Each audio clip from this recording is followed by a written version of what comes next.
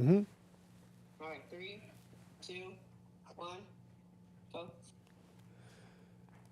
Good morning, everybody.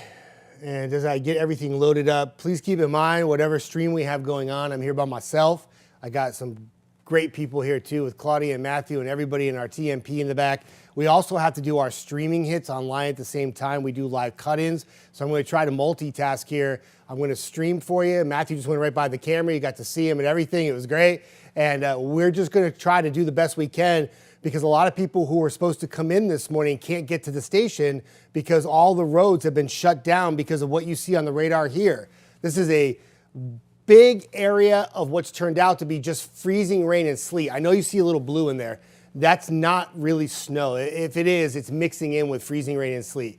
And what's happening out there is that the roads that were temperatures mid to upper 20s and roads that were close to freezing, the actual surface temperature, these roads are locked up and icy, and there's numerous reports of accidents. Chapman Mountain, nobody's going over. Montesano, nobody's going over. Parkway's about to be shut down. 565, people are crawling that are moving. There are accidents not only on 565, but on 65 in Decatur. We're going to have traffic updates coming up here in just a moment. But there is so many roads that are impacted and major highways that are impacted, it's hard to get from point A to point B. Let me go ahead. I'll pull the radar up so you can see it a little bit closer at home.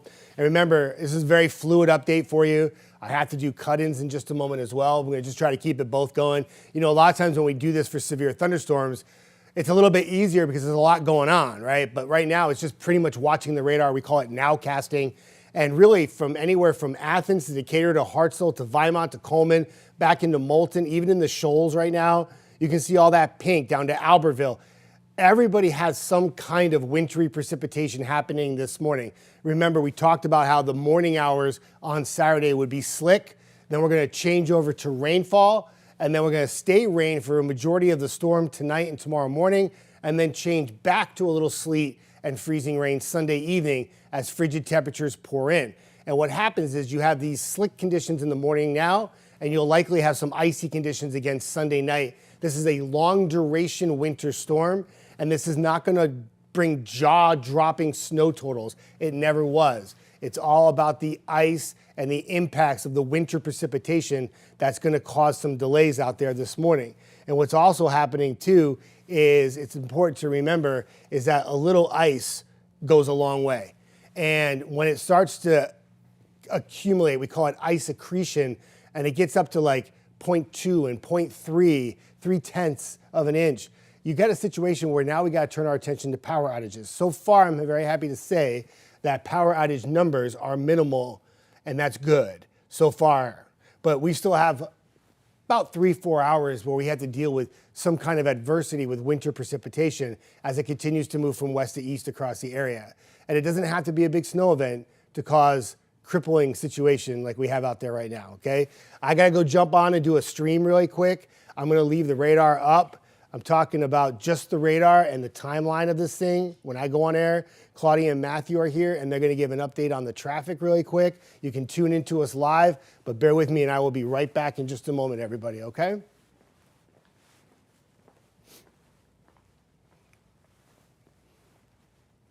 Those of you who can still hear me right now, Angie's on talking about it nationally with all the dangerous wind chills and such a big impact. There is so much of the U.S. that's going to be impacted by this storm. We continue to track a winter storm across the area, and it's not just snow. It's freezing rain, sleet. Numerous roads closed down here this morning. I'm doing a live stream right now at the time of doing this cut-in for you, and we're going to track this wintry precipitation for all locations for a couple more hours. And then what will happen is temperatures will warm, and we'll change over to rain in the afternoon, but the damage is done here this morning. If you don't have to go out, please stay home here this morning with very icy conditions.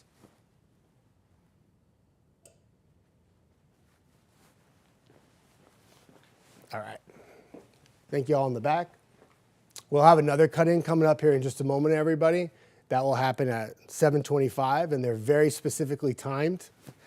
And it's very nice of Matthew and Claudia. They're jumping in, and they're going to give some updates, and it's going to be fantastic. And, yeah, I'm going to keep updates coming for you here on the stream the best I can. Eric Burke was supposed to come in. He's texting me as we speak. And this impacts us too, but Yeah, so he's not going to be able to come in. Eric and I live almost in the same area, and we would have to cross a high mountain, and he cannot come in because the road is essentially a sheet of ice. So Eric Burke will be in a little bit later today. He will not be in right now. And we continue to track wintry precipitation. I think the radar should be up right now. I hope it is. And there it is right now for you. So sleet and freezing rain have been impacting the area. I came in about 2:30, everybody. And it was already starting to sleet here at the station. I put a video on my page about 4 o'clock, and it was crunchy outside. And the sleet was coming down. It was coming down so hard that it was actually making a lot of noise. And that was Hallie, who works in back here, TMP. She said, Jeff, I went outside, it was so loud. And then Matthew said the same thing. And it was coming down at a pretty good rate. Now, the precipitation rate has backed off, and it's mainly just very light precipitation right now, but it's still enough to coat the roads. And that's why we're seeing such adversity across the area. One main area that's been impacted, it seems like the most, is the area in Decatur, where the belt line has been very slick this morning.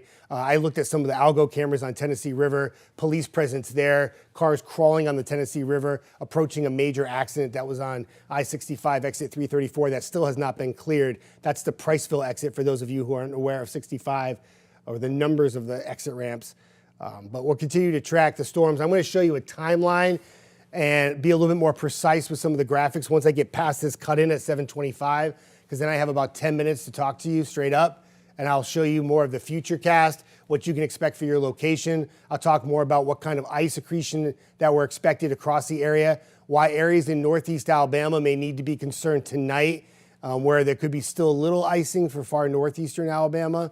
But this storm was never a snow impact, maybe early in the process of forecasting, but it's really been all about how it was going to impact us with a variety of precipitation. And here it is impacting us now this morning. A lot of you letting me know, hey, I appreciate your updates. And you're like, hey, I got some rain falling at my house. It's not doing anything. Be very careful of that, everybody, because when you think it's raining, your temperature is 25 degrees, and you go to take that first step outside the front door, and it could be very slick on that sidewalk. Please be very careful. All right, we're going to have a cut-in coming up right now, everybody. I have to be quiet.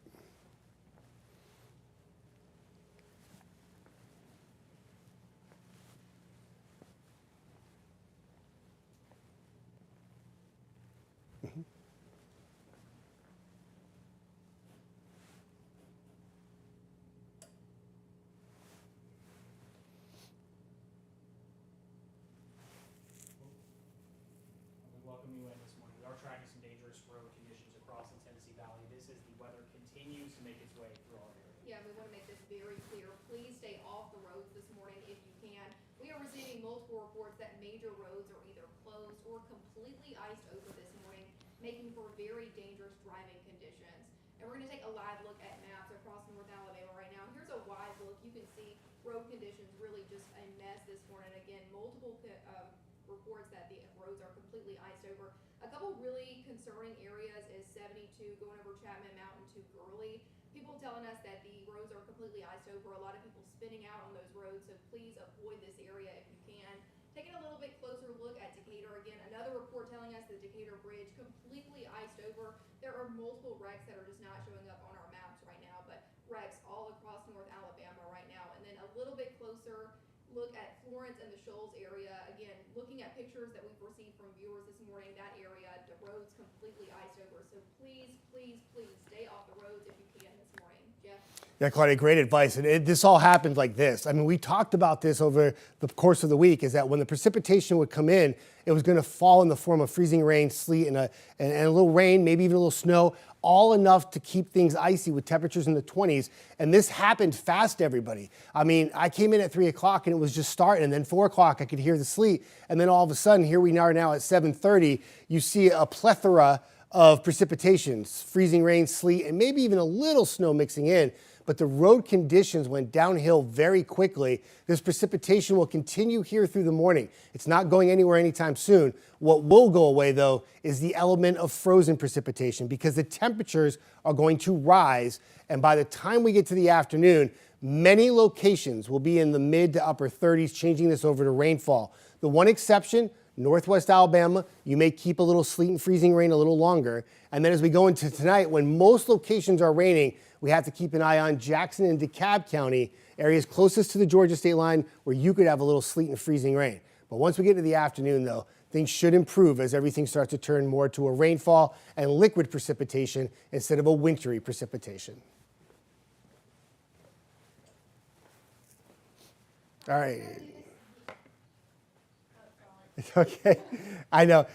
You might, everybody at home, just so you know, we're streaming and you might hear us talk to each other back and forth. Please understand that we're streaming at the same time. We're trying to do our live hits too, which is something we don't usually do.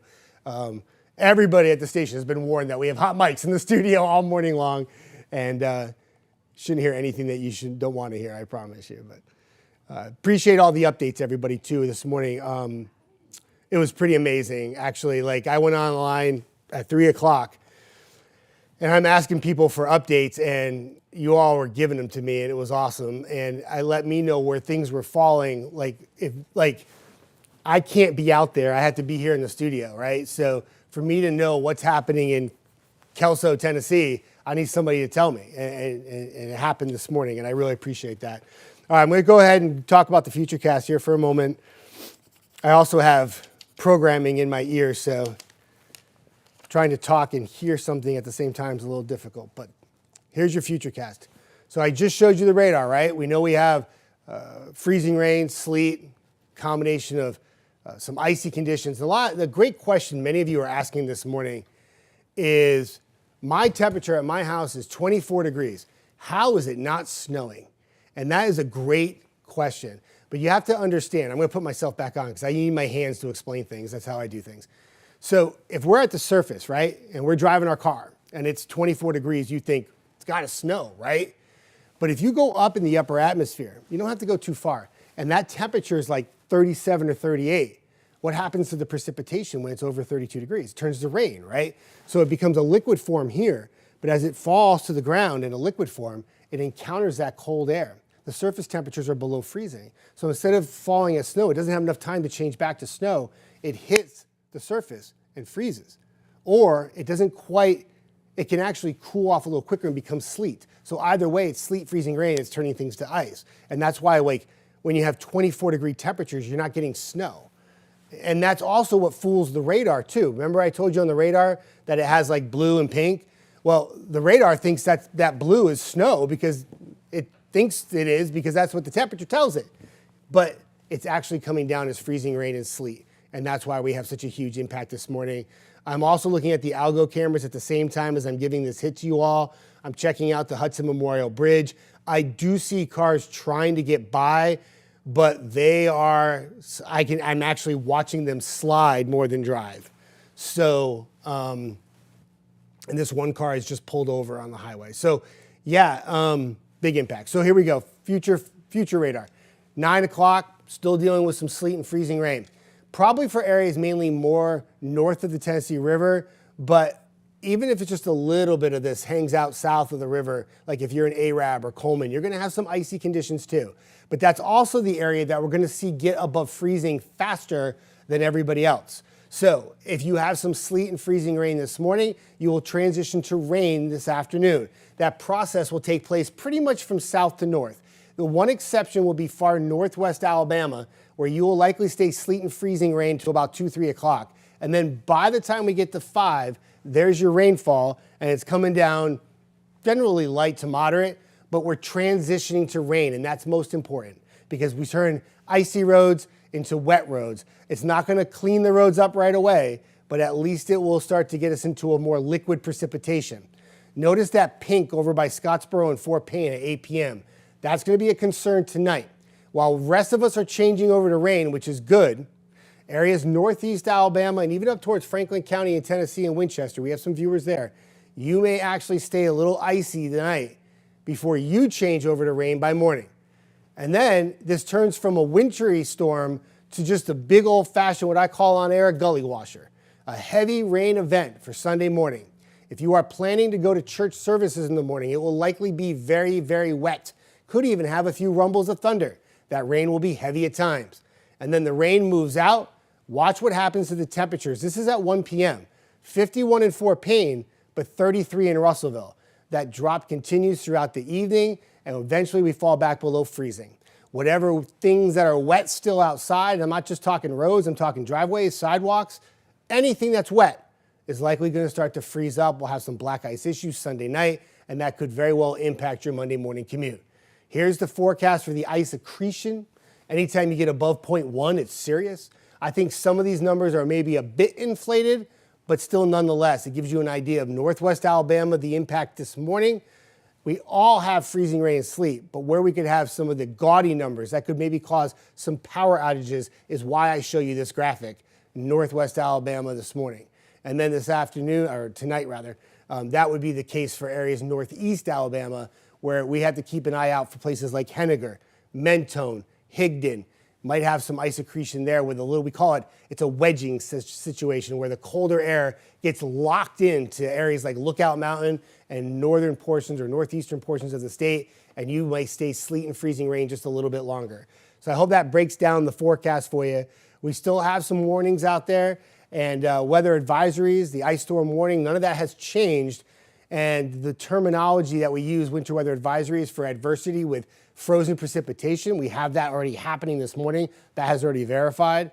And the ice storm warning, though we haven't had the gaudy ice accumulation numbers that would warrant an ice storm warning, remember, that area that's in the ice storm warning is going to stay freezing rain and sleet longer than everybody else. So therefore, there's more time to add the ice to Northwest Alabama. When other areas are switching over to rain, you will stay freezing rain and sleet longer into the early afternoon, okay? So everybody, it is 7:34 is your time. If you're just joining us on our streaming, roads are a mess. They're icy. A lot of them are closed. Major highways, 565, 65, the Parkway, 72, all hills, any mountain, done right now. Bridges, overpasses, can't get by them. I got to go do another stream, everybody, another quick hit during the stream. So you're not going to hear me talk to you for just a moment, but I'll be back in just a second as Angie, who's on the national news today, is going to toss back over to me here, and I'm going to do a quick weather update. And therefore, I have to leave the stream for just a moment, and I'm very sorry about that, everybody, okay?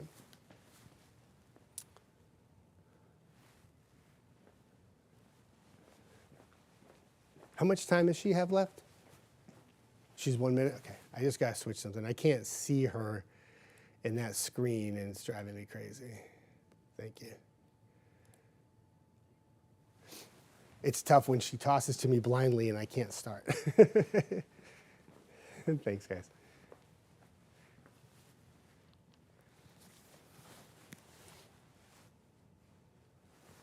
Angie's talking about the storms, and it's such ice. It's such a big impact for so much of the U.S. right now. It's not just here in the Tennessee Valley.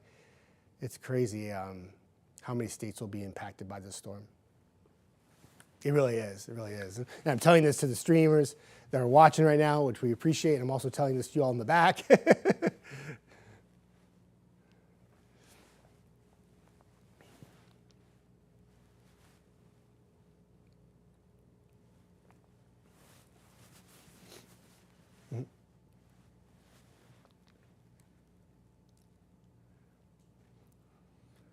There you hear Angie talking about ice storm impacts, rather fitting for what we're dealing with this morning, obviously with freezing rain and sleet and even a little snow at times. But this all went downhill very quickly, everybody. The roads are nearly impassable right now.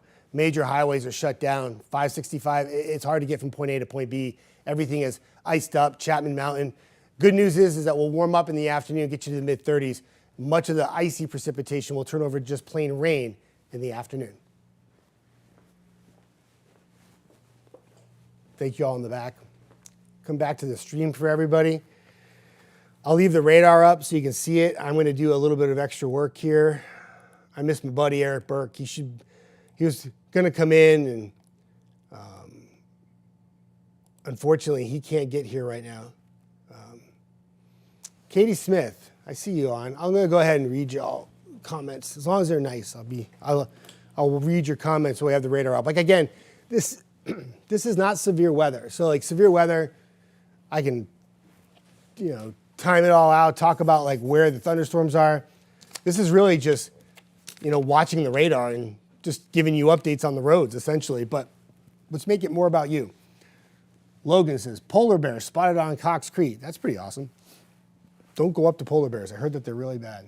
They're like the worst bear, right? Katie Smith, traffic seems to be moving cautiously on Florence Boulevard.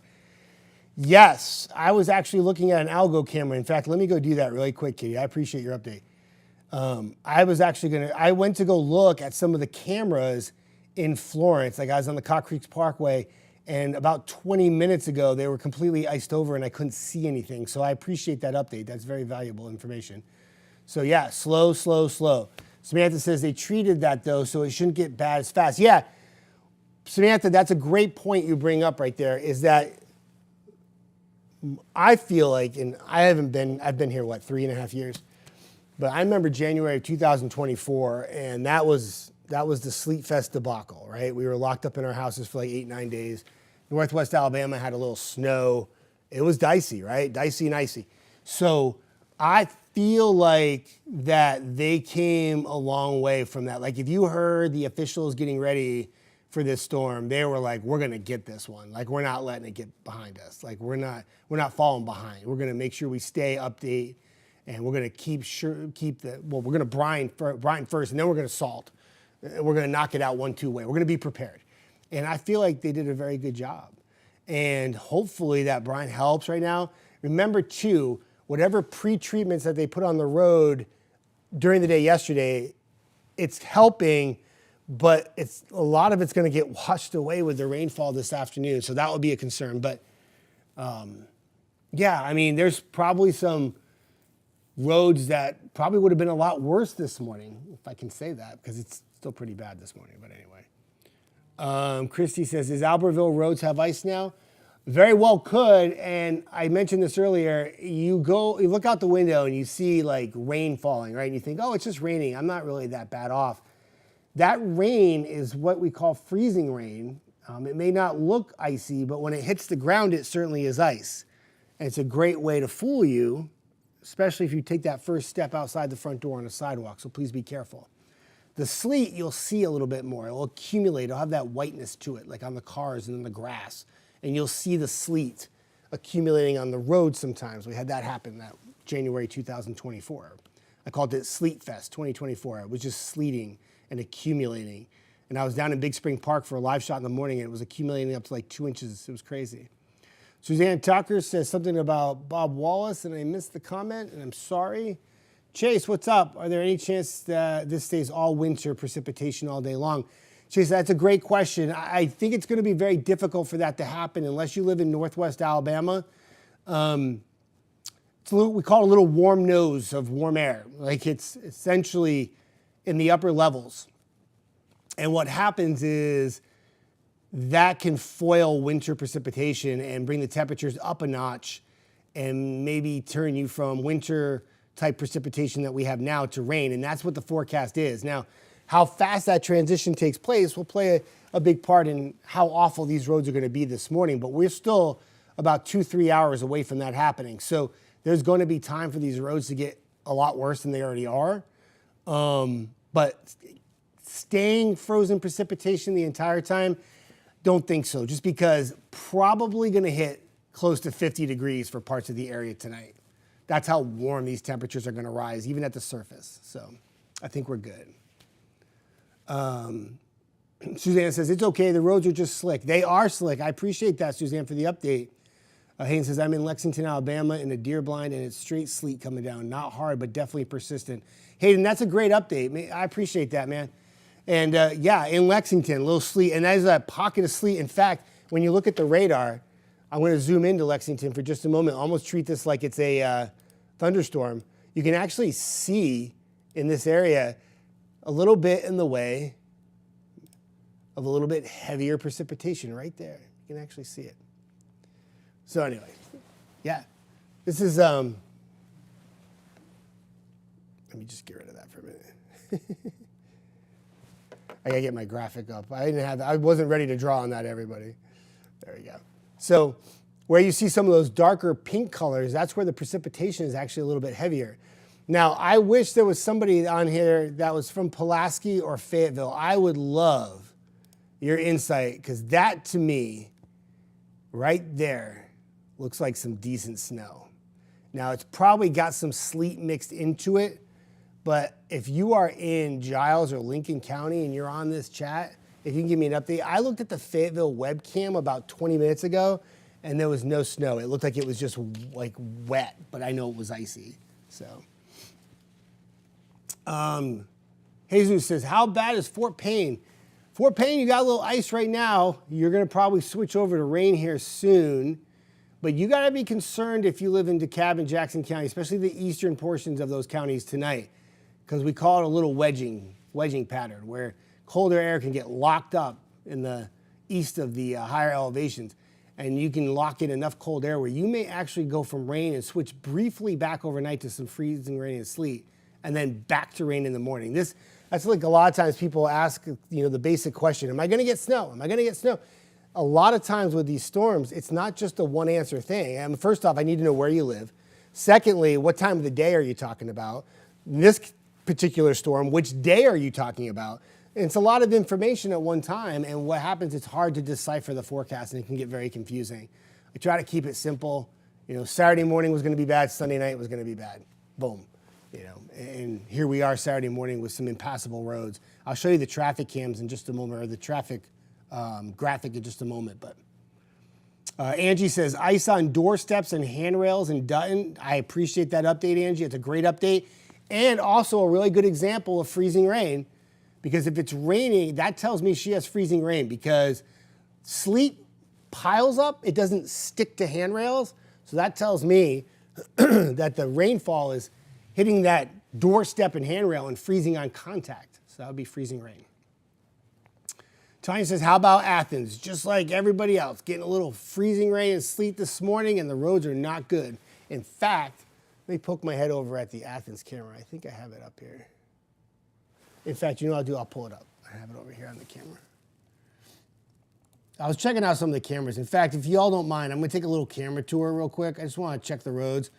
So I was using the Huntsville camera this morning, and it's so glazed over I couldn't even see anything. It might still be that way. Yeah, that's our Huntsville camera. That was useful for about 20 minutes of the storm because I couldn't see anything after that except for blue lights. I'm going to show you the temperatures really quick before I have to do this next hit. But you see where we're at? We got temperatures in the teens and 20s, everybody. I mean, you would think that's instant snow, but it's not. It's freezing rain. Even where you have the 19 in Pulaski and Fayetteville, I bet you there's some sleet and freezing rain, probably more freezing rain mixing in with some snow. I mean, that must be, it just seems so natural to see 24 or 23 and think snow, right? And it's just not the case this morning. Here's the Athens look. You see the cars crawling over there. They just went southbound on 65. Southbound's the far highway. Northbound's closest to us, y'all. And I'm still waiting for a car to go by. And that's because you know what? There's one. Slow, not too bad. That car's going slower. Another car coming south. Let's go check out the East Limestone. I'm trying to see on the East Limestone camera if there's any ice on the trees. And I don't see that right now, which is okay. The shoals, you were the first ones to get into precipitation earlier.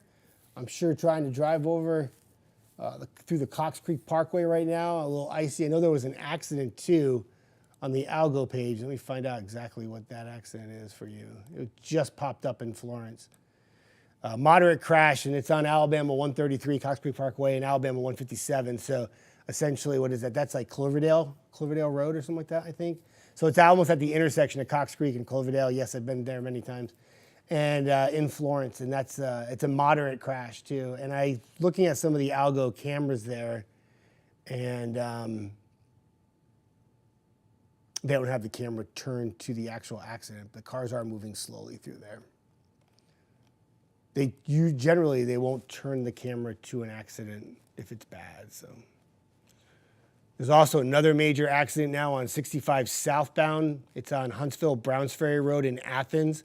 This accident happened about 20 minutes ago, and that is causing slowdowns in the southbound lane of Athens to Decatur. That is one area that we have just numerous crashes right now. There's another major crash on 65 northbound by exit 334 that is blocking both lanes. And there's numerous accidents on 565, everybody. They're all minor, it says, which is good news, but it's showing you that somebody's probably hit a patch of ice and sliding off, is what I'm imagining. And I'm sorry, let me get back. Even Gunnersville, somebody asked me about Albertville. Look at the camera in Gunnersville. That's a sheet of ice too. All right, back to the radar so you can see it. There's really no, like when I do thunderstorms, I'll put like a timing on it to tell you when the storm's gonna hit your house. This isn't like that. This is just essentially showing you the radar and where you see the pinks and blues. There's some wintry precipitation. I still think there's some snow falling in Giles and parts of Lincoln County though. Your temperature's sitting at 19 degrees. Like that's hard not to have snow, but if you think about it, you think 19 would have to be snow, but it's not. It's probably a little freezing rain mixed in. Is it Melita? Melita says ice on the road in Petersville. I appreciate that update. Randy in Del Rose, Tennessee, we got some sleet right now. Appreciate that. Joey says it's 19 in Lexington, but nothing falling on the ground that I can see.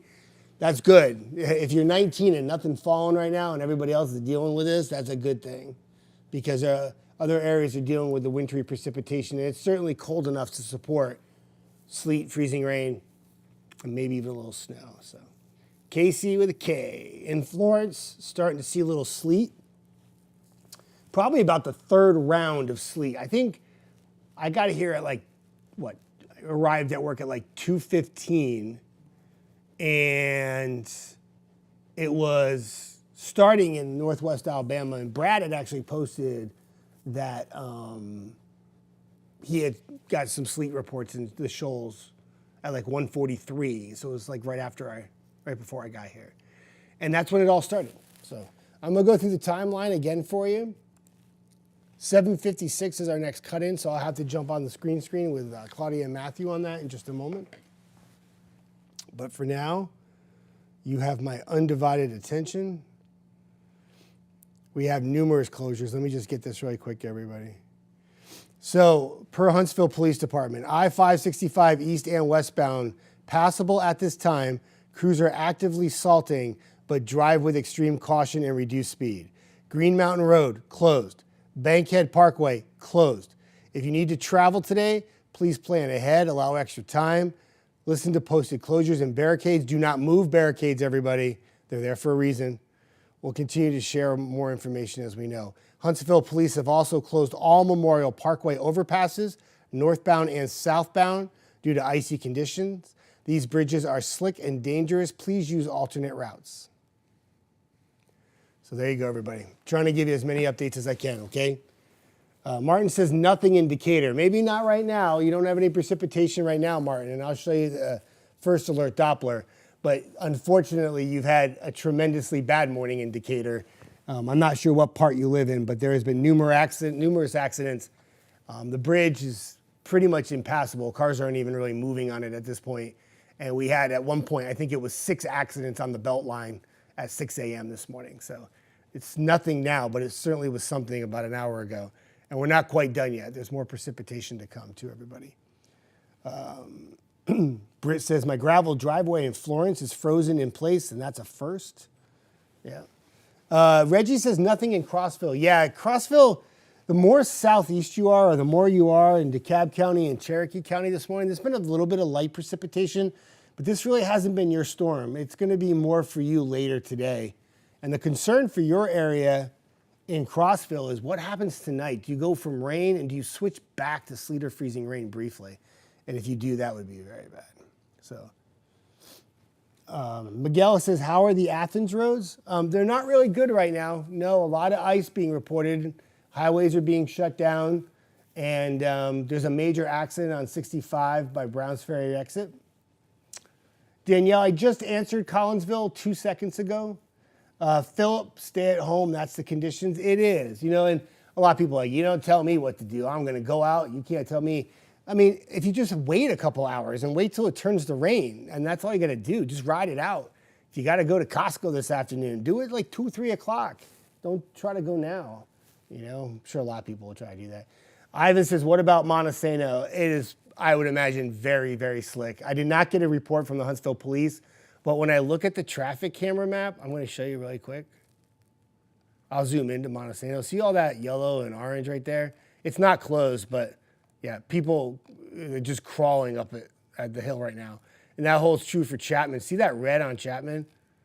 Essentially have shut down that part of the westbound lane at this point. So all right, I'll go through the future cast with you. I meant to do that, and I got sidetracked. So 9 o'clock, 11 o'clock, there comes your surge of rain and warmer temperatures into the early afternoon. But if you are in Middle Tennessee or Northwest Alabama, you are still icy. And then we go into the evening, and then finally, even where temperatures are like 30, 31, 32, you're going to turn to rain. It's just too warm aloft to support any more freezing precipitation. Unless you're in Fayetteville or areas like Winchester, but I mean, it's pretty much rain at this point. Here's the biggest part of the forecast tonight. Do we turn back to freezing rain and sleet in DeKalb County, Jackson County? It's a big question. It's tricky. Surface temperatures don't look like they're going to really be that cold, but we'll keep an eye on it. Nonetheless, by the time we get to midnight, we're switching over to all rain for everybody. The yellow is not a frozen precipitation. That it means heavy rainfall. Your winds are picking up out of the southeast. We could even have a few rumbles of thunder, though severe weather is not expected. This forecast model has temperatures in the 50s for many locations. Notice Fort Payne, though, at 35. That could be a little slick. But other than that, it's mainly rain. The rain will come down heavy at times, and then we transition. Go from 50s to 30s. 1 p.m., the rain's exiting stage right. And then as we go into the evening, we're in the 20s, eventually into the teens. And whatever's still wet at that time will freeze. Black ice is expected Sunday night into Monday morning. And this storm will still have an impact not just on your Saturday morning drive times, but your Monday morning drive times, I would imagine, especially where you have runoff on like a hill and that water can drip down off the hill during the day and refreeze. So therefore, not just icing things up Sunday night into Monday, but with plenty of sunshine on Monday, even though it's cold, you're still going to have a little melting. We could refreeze again Monday night and have some spotty black ice by Tuesday morning commute. I don't think it's a widespread issue, but it could happen. You know? Emily says, "Do you know anything about Russellville?" I know it's in Alabama, and I know that it pretty much has the same forecast I just explained, which would be right now not much happening, but there was a little bit of sleet and freezing rain earlier. And I still think you're going to have wintry precipitation probably till about noon before you change over to rainfall. And then your roads, whatever are icy, could get better. I do know I had a report back at 5:55 from a really awesome viewer in Russellville that told me that her car was coated with ice, which tells me that there was some freezing rain happening at that time. Kristen's asking about the roads in Sylvania right now. If anybody wants to chime in, I don't see widespread slowdowns areas east right now, but there's still freezing rain and sleet falling in those areas right now. So I would imagine, much like the rest of the area that's dealing with a lot of adversity, I would imagine that road conditions could go downhill very quickly in Sylvania here in the next 10, 15 minutes, because that's a pretty solid area of frozen precipitation. So Dave says, not raining or sleet in Harvest, and the ice that was on the patio is gone. That's good news. That's good news. If we could get that off the roads now, that would be fantastic. But, oh, I got to go to the key wall. What time is it? So, is this a news one, or is this just me? And it's just me, right? Okay, I got it. We're good.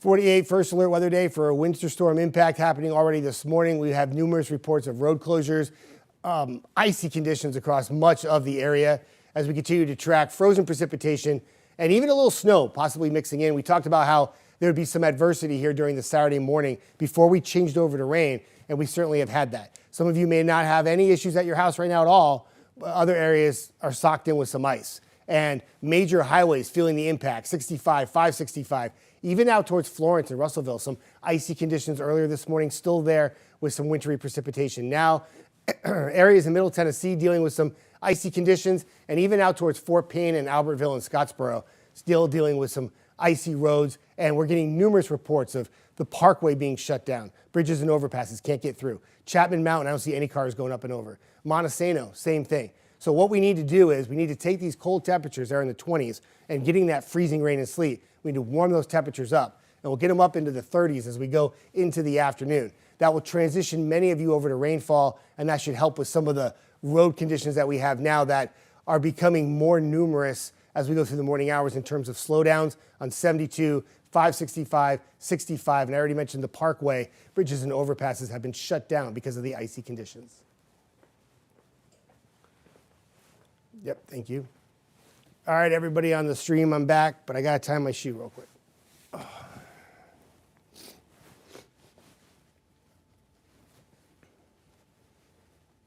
All right. One of these days, I'm going to go up there and do a live hit, and I'm not going to tie my shoe, and I'm going to trip and fall. All right, through the evening, everybody, this is some of the ice possibilities. What we've had so far is just mainly a lighter impact in terms of not really accumulating on trees, but the roadways have become very slick, bridges and overpasses. There's still more icy conditions possible through the morning. If some of these numbers come to fruition, 0.32 Florence, 0.32 Shoals, 0.42, that would be more of a power outage situation because you'd be putting some ice on weights of trees, of limbs, and they could fall, or power lines. So that's the concern through the morning. Then what we'll do is we'll transition to rainfall for just about everybody except for Northeast Alabama. And during the overnight tonight, we have another chance for some more significant icing in areas like Fort Payne, Rainsville, Henniger, Mentone, Valley Head, Hammondsville, Higdon, Ider, Pisgah. And if you were to get 0.2 or 0.3 of an inch of ice, that would cause some power outages as well. So it's a multi-layer storm in terms of, so many people were asking, asking us yesterday on social media, am I getting snow? And that's like the only question. No, you're not. And they thought, well, it's not a winter storm then. This is a winter storm. I mean, by definition. And it's pretty gnarly outside right now, like in terms of trying to drive. It's not good. Matt says, how are the roads in Moulton? Matt, I'm not there, but I can tell you based on the algo updates that give me an idea of what the roads look like. I can tell you that it looks slow, but let me find out. Excuse me, everybody.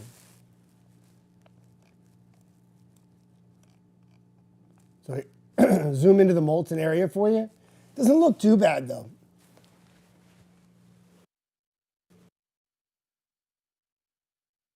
It looks like there's some slowdowns, but not quite to the extent that we're seeing in major highways to the east, if that helps answer your question, buddy. All right.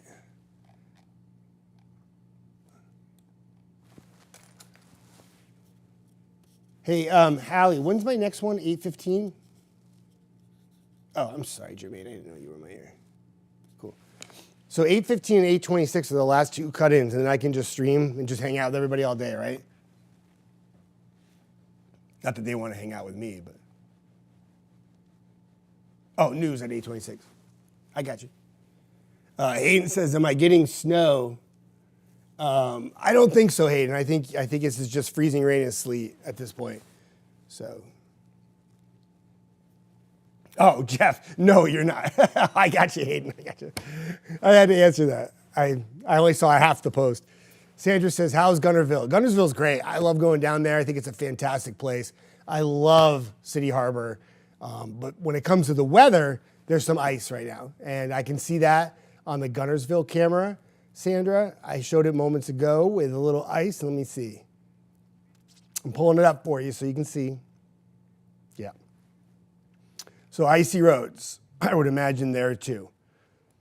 And this is, again, some areas may not have the roads as slick as others.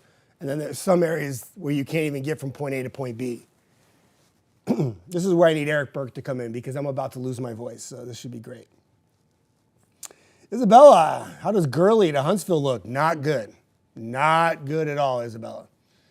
I think they closed parts of 72, to be honest with you. We got a report that from Gurley to Huntsville, they had shut down 72. I didn't see a car come over Chapman Mountain for almost an hour.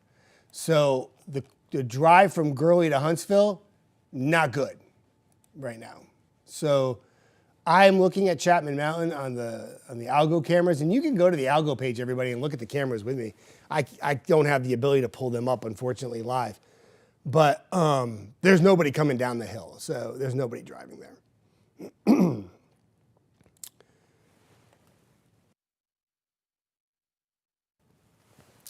Hey, Jermaine, I have a big favor to ask you. Are you back there?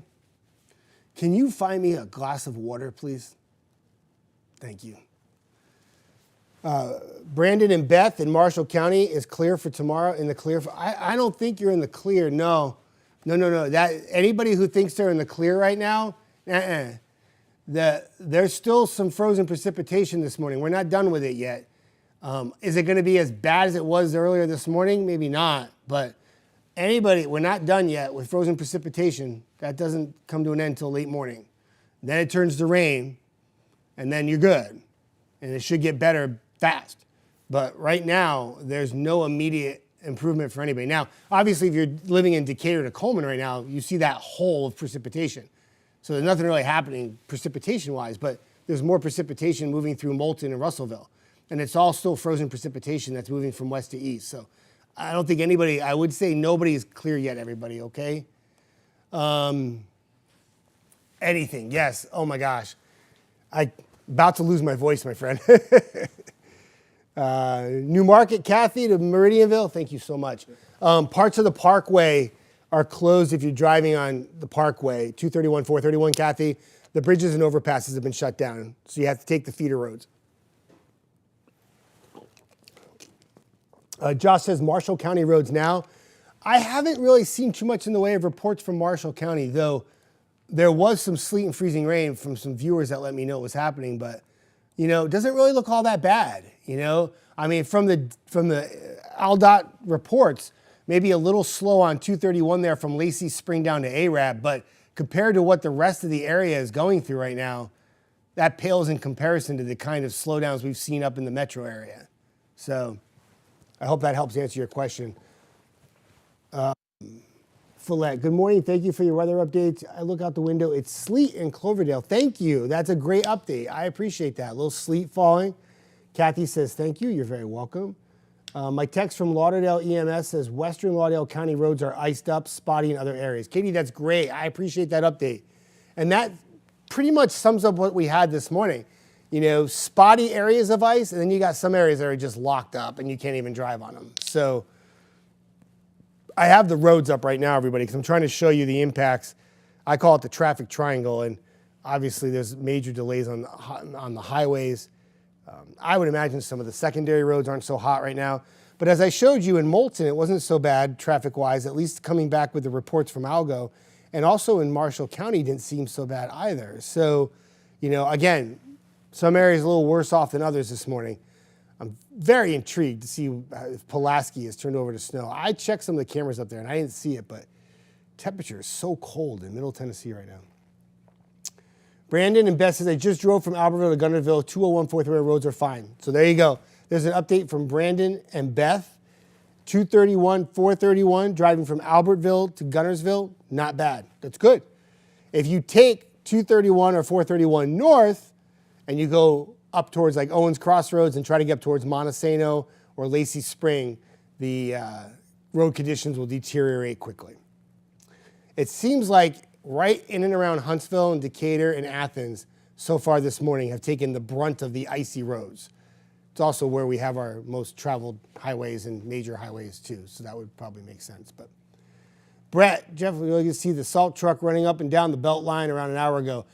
Yes, and Brett, that's a great point. Brett's talking about the salt truck running up and down the belt line, and that's a great point he brings up because at one point there was 4 accidents on the belt line. So I think what happened was the accidents might have triggered the speedy salt truck coming quickly and making sure the roads were okay. And all those accidents on Beltline have been cleared. Kristen says, my porch is frozen over in Sylvania. Yes, icy conditions there. And Thank you, Joey. I appreciate that comment. You're very kind and good stuff. I'm not going anywhere, everybody. I got my bag of Doritos. I forget who it was yesterday. I think it was Wendy. She said, Jeff, they got a discount across the street from that big box store, $5 Doritos. I said, okay. Went over there, got me a big old bag of Doritos. That's what I'm going to eat all day. Got myself a couple poppy sodas. And that's what I'm going to do with you all today until the rain comes in and we can get some other people in here and I can go home, right? I got nothing else to do. I might as well stream with you. I mean, it's exhilarating as it gets, I know. Roads conditions on 69 and 157 in Coleman. I don't have any reports of anything adverse there, Eric, but I can tell you right now that there was a period of freezing rain and sleet that was there about 20 minutes ago. But when I look at some of the cameras and I don't see anything, I look at the Coleman camera, I see mainly grassy surfaces. Now, the Algo report is showing some slowdowns on 65 from about Vinemont into Coleman, but otherwise the roads in and around Coleman look like they're okay. And so I'm basing that on just the Algo reports. Usually they're really good about updating the roads, and they'll show me, like, if there's a problem, you'll see orange like you see there on 565. Some very slick roads on Joe Wheeler Highway. If you're trying to drive from Decatur out towards Hatton, maybe you're taking that to the Shoals. But right now, it doesn't look to be that bad in Coleman. Aaron says, the Beltline Decatur has a few icy spots, mostly on the bridge by Kroger. Yeah, Aaron, that's a great point to bring up, and I appreciate that. That's a great reminder for me to let you know. Bridges, overpasses, yeah, they're the first to succumb to the icy conditions, right? And we have now a closure, everybody. Okay, let me show you this.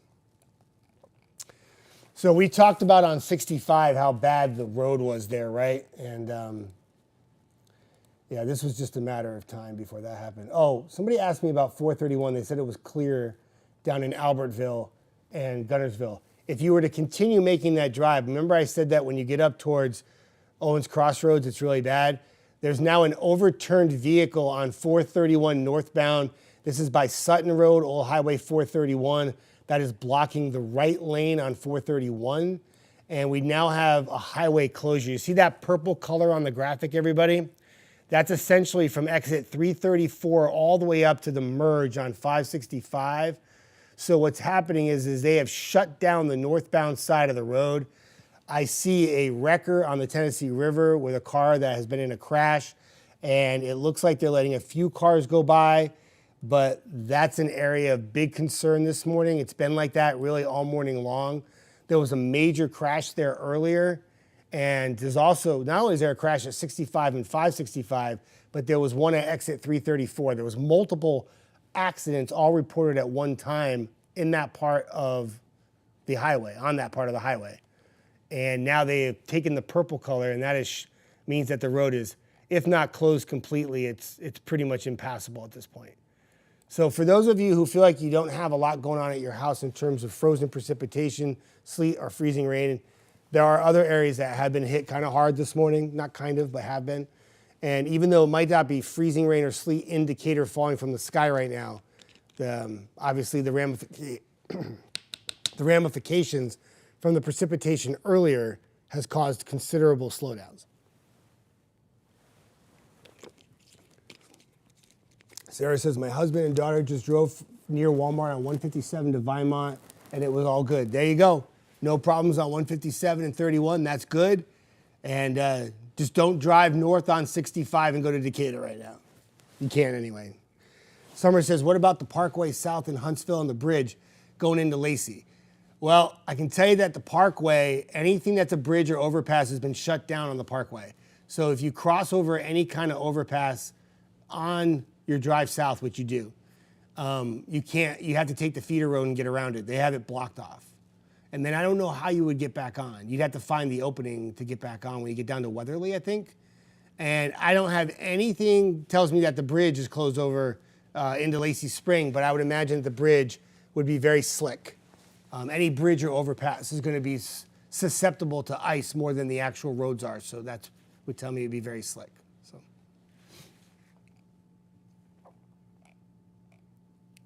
We'll have another update coming up on air at 8:15.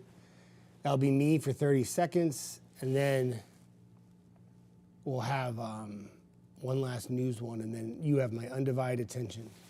We're just going to hang out. Candace and Dennis, Russellville, right now, a little freezing rain and sleet near you. We had some earlier today, but no real major reports of any kind of slowdowns, not like the rest of the area is dealing with. So you'll probably have some freezing rain and sleet through about noon, and then you'll switch over to rain.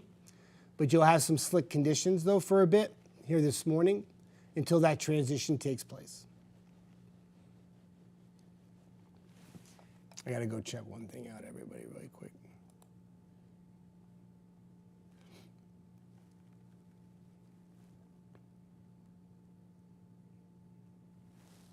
Trying to see in the National Weather Service chat if there's anything to report. Pretty much the same thing I've been saying all morning, bridges, overpasses. Highway 35, this was back at 7 o'clock. Highway 35, Scottsboro and section, a little icy on the bridge. I mean, that's just common sense at this point. Any bridge or overpass is going to be susceptible. Lamar says, what about Limestone County? Well, I'll tell you this, it was pretty gnarly in Limestone County about an hour ago. And there's a couple major accidents reported on 65 south of Athens, one by Browns Ferry Road, still there. And probably still a little sleet and freezing rain. And still some slick roads. That will improve by the afternoon when it turns over to rain. But I checked the Athens camera for you, my friend, and cars seem to be moving okay on the highway there, so that looks a good sign. They were crawling about an hour ago, so that's good news. And there's been a little lull in the precipitation in Athens a bit, which has allowed maybe some of the roads to get a little bit better too. But notice the temperature at 23. Any kind of precipitation that starts back up again is falling in the form of freezing rain. So that's going to cause some slick spots. So I hope that helps. How was Highway 72 leaving Shoals into Mississippi? TJ, that's a great question, but I know earlier it was backed up, and it still has some slowdowns. Cherokee to almost essentially the state line, westbound, showed some delays earlier, and there was some reports of some icy roads, and it still looks like there's some kind of slowdown there. So, all right, I got to go do a key wall hit, everybody. I'm sorry. I'm going. I promise I'll get there in time.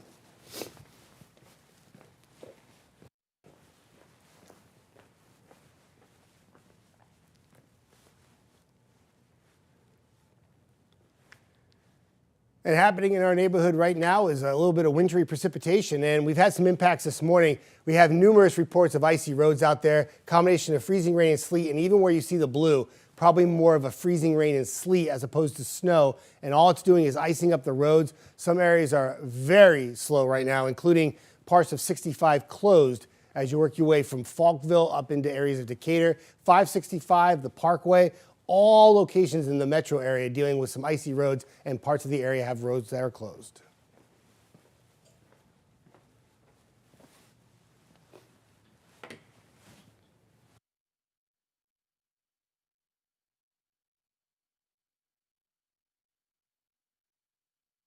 All right, I'm back. Christy says, Decatur Bridge, is it closed? I don't think it's closed. The 65 is closed northbound, but let me check the bridge real quick, okay? Just give me a second. I'll find out for you. I know that they have a warning that it's very slick, very icy. But I did see cars going back and forth. They are. They still are. In fact, the westbound lane is crawling, but the eastbound lane has one little car going a little faster. That tells me that the conditions are improving on the bridge, which is good news. And with the precipitation too, like, let me show you the radar. This is a good example of this too. So you see how the precipitation across the area is shifting a bit north, and it's actually lightening up a little bit. That's going to allow the roads to actually get maybe a little bit better even before we switch over to rain. So you're going to have some improvements. It won't be quite as nasty as it was, say, maybe an hour ago, which is good. We don't want icy roads. Icy roads are bad. Nobody wants icy roads. I don't want icy roads. I know that. Curtis says, what about Decatur? Decatur's improved, my friend. It's gotten better. It was bad earlier, though. 65 still shut down, though, man. Like, northbound from Priceville. See this area right here? It looks like they have cars going by, but it's significantly blocked. It's on the shoulder. But from Priceville up to Decatur, earlier there was 2 major accidents. It's getting better. We're actually seeing movement now, which is good. And there was about 5 accidents on the Beltline earlier too. They have been cleared. Got an update from a great viewer here that was talking on the chat, telling me that salt trucks raced out to the Beltline and started salting right away. Another area that's starting to see some improvement too is right here on 565 as well. So this area right here was bright red earlier. Now we're starting to see a little bit in the way of some yellow, which is good. That means we're starting to see some improvement. What I'm also going to do too is, I'm going to zoom this out. I'm going to put the radar back up for you. If there's any particular graphic that you want to see, just yell at me. And when it's severe thunderstorms, I mean, I have so much to talk about. I have multi ways I can tell you the story. When it comes to winter weather, it's really just the radar, the roads, and the futurecast, which I've already shown like 6 times, but I'll show it again in a little bit. Give me a second, everybody, to check some of the cameras out again on Algo so I can find out like what I see on there road-wise. So I still don't see any cars going up and down Chapman Mountain, so that's still a no-go, I think. 565 by Jordan Lane, cars are going very slow, but better than they were before. There's a little bit of speed there in terms of like maybe 20 miles an hour instead of crawling at 5, which is good. Hardly, you know what I see in here? This is Town Madison. So like when you take like if you're coming westbound and you take the exit ramp that goes up and over towards Trash Pandas Park to the Toyota Field, there are numerous cars that are actually, well, there's an 18-wheeler and a car and it looks like another car stuck on the overpass. I'm imagining they tried to go up that hill and they couldn't make it. And that tells me that overpass is probably locked in with ice. And that's typical with a pattern like this, that the bridges and overpasses would be slick. LaChase says, Zert Road to Madison Boulevard. I would assume there's probably some icy spots and I would take it slow, but I haven't had any specific reports about Zert Road being bad. Caitlin says, do you think it will be cleared enough by 2 p.m. to make it from Somerville to University Drive? It's my 21st birthday and I have a paint class to go to. Caitlin, first off, happy birthday to you. Sorry about the adversity this morning, but I do think it will be better. If you're driving from Somerville to Huntsville by 2 p.m., hopefully, if the forecast plays out like it should, you should be above freezing and we should start to get into more rain than anything else.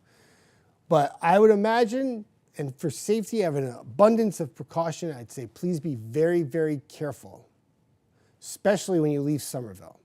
By the time you get to Huntsville, it should be fine, but just be careful. And happy birthday. Leah, how's the road in northern Jackson County? That one road or all the roads? I would imagine they're probably a little slick. EMA officials in Jackson County are very thorough with how they do their job, and there have been numerous reports of icy roads reported. 35 had some ice, and let me see here. There was another one too. Oh, Paint Rock up in 65 had some slowdowns too. We had a viewer send me some pictures from near the High Top radar site in Jackson County, and he was talking about the roads being very icy, but he never attached the pictures to the email. So I have no idea what they look like, but he said it was very icy. But that was back at 6:30 a.m. though. So Hayden says, I wonder if in recorded history if there's ever been a tornado while also having a wintry mix or winter storm. That is a really great question. We certainly have had thunder snow before. I imagine if you're going to have thunder snow, I'd imagine it's probably happened at one time or another. We've had tornadoes sometimes when we have really dry weather and we have like they call that a little fire-nado, right? Sometimes wildfires can create their own little tornadoes, right? So that's a good question. I mean, thunder snow, everyone knows Jim Cantori and what happened when he had thunder snow. It's like a meme. Like it's very rare. You know, it's more rare to have thunder snow than it is to have a tornado. It kind of makes sense too because you have to have cold temperatures to have thunder snow, and only a part of the United States has that, whereas everybody can still have a tornado. All right. Tricia, I live in Lookout Mountain, a beautiful area, and my deck is solid white. What can I expect as the weekend goes on in my area? Trisha, I think you're going to have real icy conditions this morning in Lookout Mountain. You'll change over to rain for a little bit of time this afternoon, but the biggest part of the forecast is actually your area tonight. You have the chance, out of all locations in the Tennessee Valley, you have the dubious honor of actually staying sleet or freezing rain a little longer than everybody else overnight. If that's the case and you have plans out to be outside during the nighttime hours, I would use tremendous caution on the roads. By tomorrow morning, you will change over to heavy rainfall. You may even have a thunderstorm, and then you'll have just a heavy rain event right through the afternoon before colder temperatures in the evening could refreeze everything once again. That's your weekend forecast for Lookout Mountain. Denise, 15 minutes ago from Alabama. Oh, I see something. I want to see this. From Aldott, 65 northbound. The Tennessee River is closed. Thank you, Denise. I just talked about that, and I appreciate it. You are awesome for that update, and I thank you. We've been tracking the roads here as closely as we possibly can, and yeah, it's one of those things where when you're talking about road closures and you're talking about not being able to pass by a road on a major highway, it's pretty serious stuff. But Denise, I thank you so much for that update. That's very kind of you. Summer, one more question. You can ask any question, Summer. You go. I got nowhere to go. I'm trapped. So even if I wanted to leave you all, I couldn't even go back home because I live on the other side of Chapman Mountain. So let's talk. Summer says, one more question. Are any of the roads from 36 to 231 through Lacey Spring, do you know if any roads are icy? I do know this. I do know that the parkway, the bridges and overpasses, you can't go over them right now. They're shut down. I also know that the bridge on the Tennessee River is very icy. I would imagine that the bridge that you're going on 231 up and over to Lacey Spring, Whitesburg Bridge, is probably very icy too. Any bridge or overpass, forget about it. It's slick. Everyone I look at, cars are just stuck on. Except in Decatur, where it's a crawl over the bridge, Memorial Bridge, and I did see a couple cars sliding, but they didn't shut the bridge down. But still very dicey, okay? Trisha, you're welcome. No problem. You can ask me a question anytime. Megan, how is 31 from Coleman to Hartselle? I think you're okay. Now, if you take 31 past Hartselle, Megan, it's not good when you get closer to Decatur. But if you stay south of Hartselle, you're good to go. Madison, seems like it's raining ice here in Lincoln.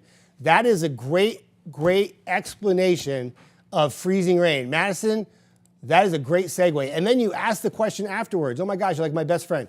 Seems like it's raining ice here in Lincoln County. I'm not sure the exact difference between freezing rain and sleet. Looks like it falls as rain as soon as it hits the ground and turns into a glaze. Roads are very slick here. Can you explain? I would love to take the time to explain, but I need my hands for this, if that's okay. So if you have cold temperatures at the surface where you live and you're in the 20s, right, which you are, you're actually in the teens. Up here in the sky, in the clouds, the temperature is like 37, 38. So that's rain. But what happens when the water comes all the way down to year 19? It hits it and freezes. That's freezing rain. But if your temperature is below freezing just a little bit above the surface, it has time to reform as ice and then hit you as sleet. And that's sleet. And that's the difference between the two. They both cause icy conditions. But I think freezing rain personally is a little bit more dangerous just because people think it's rain and then they get fooled when they go outside. All right, we got to do a little cut in, y'all. Hang on. Be right back. Give me a second.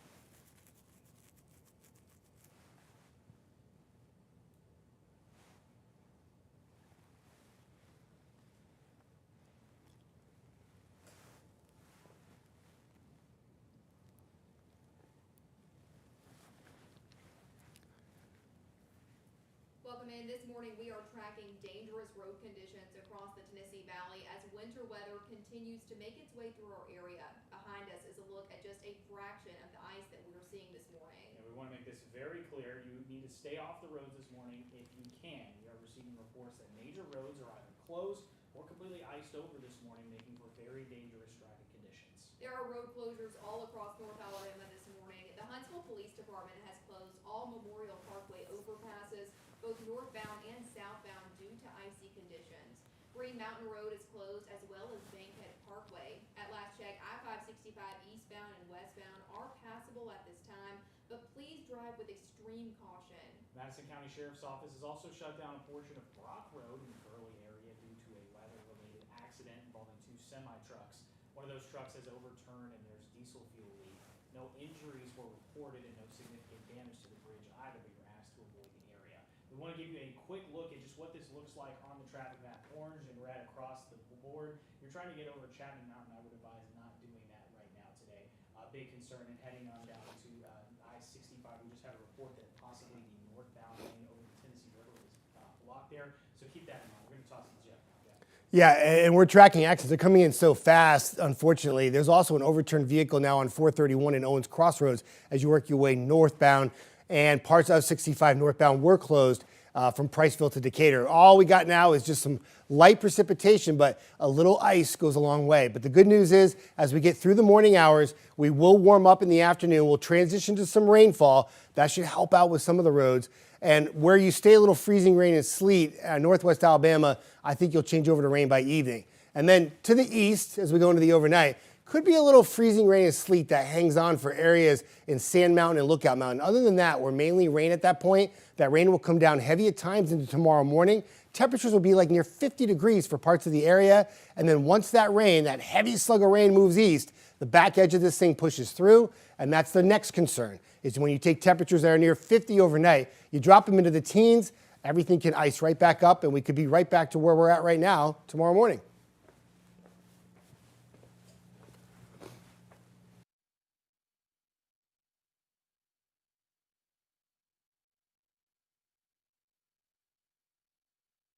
Everybody in the back, are you still in my ear? I'm done with cut-ins and stuff, right? So I can give the stream all my attention now? I appreciate that. Yeah, what's up? What time do you think will be safer? It's not really, I think right now, if they hadn't closed a lot of the roads, I think we could probably think about it. But I think because it's just a matter of when are they going to allow us to go back at this point.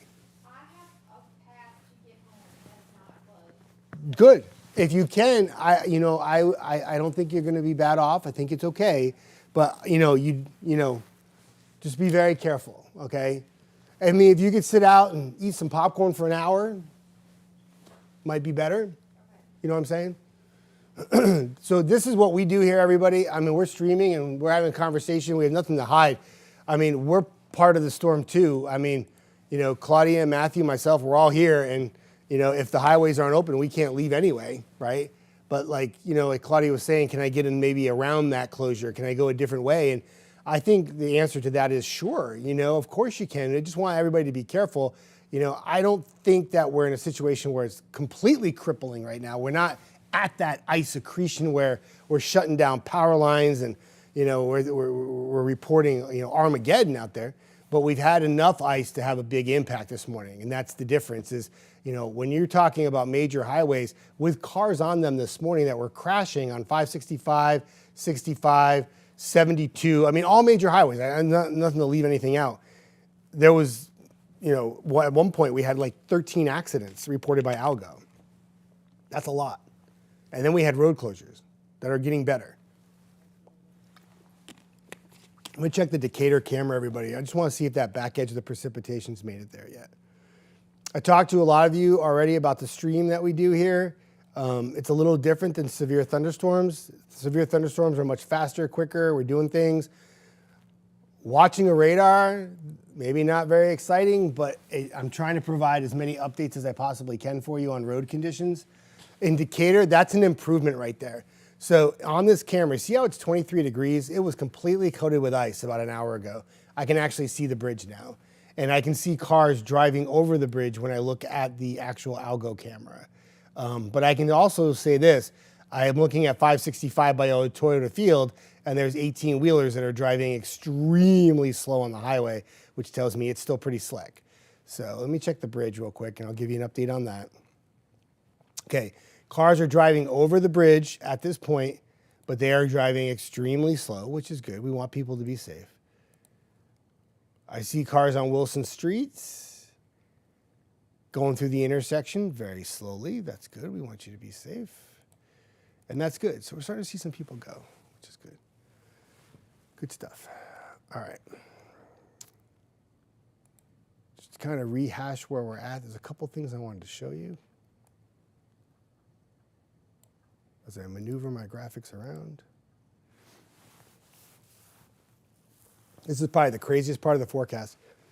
Temperatures, 23, 23, 21, 24, 19, right? Crazy. You would think with these temperatures being this cold that we'd all be snow. And if we had snow this morning, that would have been a quick burst of snow. That would have been a good 2-3 inches right away, maybe 4. But we had freezing rain and sleet. The rain aloft in the upper atmosphere in the cloud level, like you go up to it's called the 850 millibar. You go up even a little higher. And it's temperatures above freezing aloft. And what happens is at one point today, when I came into work, Fort Payne was like 41 degrees. It tells you it's almost like you got to go up in the sky to get warmer. So as that precipitation fell to the ground, it was instant freeze on the roads. And that's why we're in the situation that we're at. Somebody asked me, is the mountain going to open in Huntsville, going to Huntsville open? I have no idea, Kathy, what they're going to do. I just give the reports. I have no idea what they're going to do. You know, whether they open roads back, I kind of just wait for the algo updates to come in. Sometimes we get emails from law enforcement letting us know, but I'm assuming they'll open it eventually. I just don't know what time. And unfortunately, it's beyond my pay grade, unfortunately. But I do know that road conditions as a whole should improve as we go into the late afternoon or late morning, early afternoon, because warmer temperatures, even at the surface, will change a lot of the mixed precipitation over to rainfall. Selena says, my son is scared of ice rain. Can you assure him that? Well, I can't assure Selena, anybody, it's going to be okay. But I can tell you right now, if you stay updated on the forecast and you know what's going to happen, it shouldn't be a surprise. And right now, not that bad in terms of precipitation out there. Some light sleet and freezing rain, maybe even a little snow in Florence. That's all moving west to east in Middle Tennessee. Little break in the precipitation currently in Huntsville. And we do transition to rainfall this afternoon. So, you know, I'm sure it's scary just like thunderstorms are. But if you stay updated and you know what's going to happen, you knew that there was going to be some adversity this morning. And there's going to be probably some slick roads as we go into Sunday night when another blast of frigid air comes in after the rainfall comes to an end tomorrow. Jeremy says, what about Chapman Mountain? I have not seen one car go up and over Chapman Mountain in almost an hour. So, and that's the part of the roads that I'm looking at because I live over Chapman Mountain. So I see, as I went to the Chapman Mountain camera, I have this on Algo. Salt trucks are going down, so that would be westbound.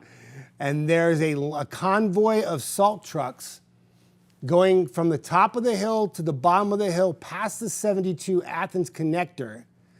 The convoy is led by police officers in blue lights, and behind those blue lights is a stream of cars. And this is the first action of cars I've seen on Chapman Mountain since about 7:45. I have not seen a car try to go up on the eastbound side. I know that there was some very slick conditions in the Gurley area, but I do finally see vehicles driving down Chapman Mountain from the top of the hill on the westbound side for the first time in about 45 minutes. So that's good news. Hi, are my batteries? About quarter. Okay. Guys, I got to switch my batteries over real quick, so you're not going to hear me for a second, which I'm sure many people are excited.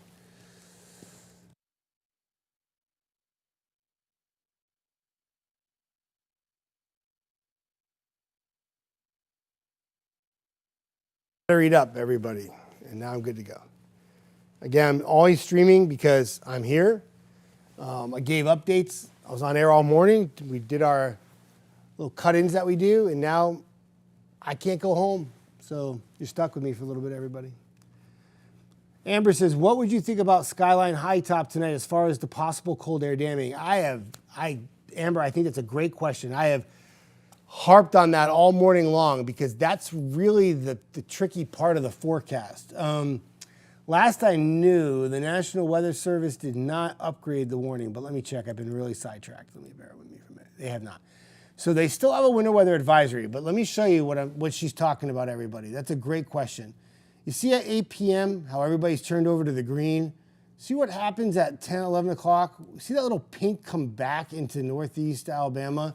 It's called wedging. Like it's a wedge pattern. It's like a little wedge, I don't know, they call it like a wedge front, I guess. But what it does is it can take the temperatures that are cold, and while everybody else is warming up to 40s or 50s, that little wedge of cold can keep areas in East Jackson and East DeKalb County in the 30s. If that is the case, that means while everybody else changes over to rain, it will be areas east. And here it is again. It shows it up at like 4 o'clock in the morning where it's still 35 in Fort Payne and you still have some sleet and freezing rain.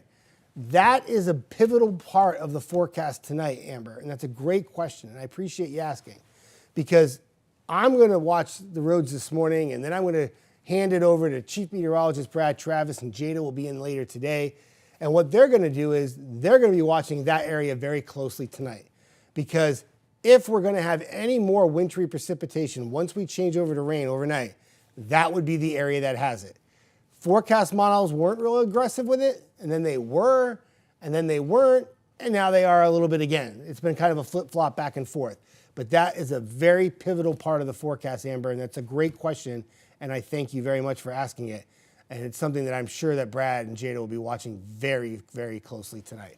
I do know that it should erode away by about 6 or 7 o'clock in the morning, and then it's just a cold rain before you bump up to 50 and then drop again at night. Like, what a crazy temperature pattern. Oh, by the way, forecasting today's high temperature, I'll put myself on so I can use my hands. You know how we have that 3-degree guarantee now? Yeah, have fun with that on a day like today. Waking up 18, 20, 25, 30. So we base it on the Huntsville International Airport, right? But I have to literally predict the high temperature of what it's going to be at 11:59 p.m. That's it. Because that's going to be your high temperature today in Huntsville. Temperature is going to go up all day, right in the evening. So that high temperature that gets recorded for the day today on January 24th is going to happen at 11:59 p.m. So I had to say 40. It could be anything around 40. Temperatures are going to take off tonight. In fact, by 2 or 3 a.m., we might be 50 at the Huntsville International Airport. And then I'll know what the high tomorrow is going to be really easily because it's going to happen before I even go to air because the temperature will drop, of course, throughout the day. So, but just thought you'd get a kick out of that. Really tricky forecast for the high temperature today. Heather says, hey, I live outside Henniger and our cars and yard are relatively icy. Yes, that's a great update. I think Heather's sister was on earlier. I don't think she's calling me sister. I don't think so. 24 from Russellville to Decatur. Alfredo, I think it's okay. I'll check the cameras. I'll check the algo reports, okay? Give me a second, my friend. 2 minutes ago, you should still be on. I think you're all right. I mean, there it is. I mean, there's some slowdowns. It's not perfect. I know that there was some icy conditions as you get closer to the end of 24 towards Decatur and you get closer to Joe Wheeler Highway. But, yeah, that actually is one of the cleanest roads around. I mean, when you go up to the areas in Northwest, obviously a big slowdown there. Cherokee, Northwest, 72. Got reports from Katie was telling me some mixed precipitation in Florence. Obviously the biggest, there's another headache too. I talked about this one earlier. Joe Wheeler Highway from like Hillsboro to Cortland. Whew, that is real slow. I mean, when you see oranges on a Saturday morning, that's what we see during morning traffic commutes usually. And we're also seeing it on areas that are not heavily driven on, which tells me that it's really bad there. And even all the way up to Ardmore. Look at the Ardmore twins up on 65. That's a slow go. And that takes you all the way up just east of Pulaski. I'm sure if you're driving on Tennessee 64 right now, not good. The Parkway, we've talked about it at length. You know, slow. Bridges and overpasses shut down. And then you get into Huntsville and you see the red here. That's like stop and go stuff. That's up and down Chapman Mountain. That's what I just was talking about. The plows or the salt trucks were out. And then you got another slow down. And this is out on 231 as you go south. So, yeah, it's going to take a little while before it gets better. Though, since we've been here talking, it's actually gotten a little bit better, which is kind of crazy because it was really bad. Yasmin, is it Is it as bad as it was made out to be? Yasmin, that's up to you. You can make that choice yourself. I mean, I don't know like how you would rate the storm or like what you think. Like from a forecast standpoint, I think it's been pretty much what we said. I know there was some models that were a bit extreme on Monday and Tuesday, but that's 5 days out. But I feel like that since we got closer to the actual day of the storm, I feel like we kind of ironed it out, and we knew Saturday morning was going to be bad. Is it going to be a snowstorm? So Yasmin, if you base it on snow, it was never going to be a snowstorm. So it depends on how you define it bad. Like I consider bad when almost all major highways are shut down here this morning, but I'm just me. You might not be you. You might think you're fine. And so, like, if you live in Coleman right now, not that bad. If you live in Albertville, not that bad. Somebody already said 231 was clean. You know, so it comes down to what you think is bad and where you live in the area. It's not quite that simple. So I hope that helps answer your question. You're welcome, Alfredo. Trina, how is the mountain on 157 to Coleman? I'm not there, so I can't tell you exactly how it is, but I can tell you based on the algo reports that it looks pretty clean. It hasn't really been precipitating in Coleman County for about 40 minutes now. So what I'm noticing is when you do get that lull in the precipitation, the roads seem to get better quick, which is good. Gives the salt trucks a chance to get out there and do something. So I can't say I'm not driving on 157, but based on the algo report, I can tell you it doesn't look so bad. Christine, I love it. I want to go play making donuts with my car. Well, hey, if you go make donuts with your car, you be safe, okay? Hayden says, you rate my bad weather by if Waffle House stays open or not. Oh, Hayden, that's how you gauge it. I agree. If Waffle House is open, you're okay. If it's closed, it's not good. It's Armageddon.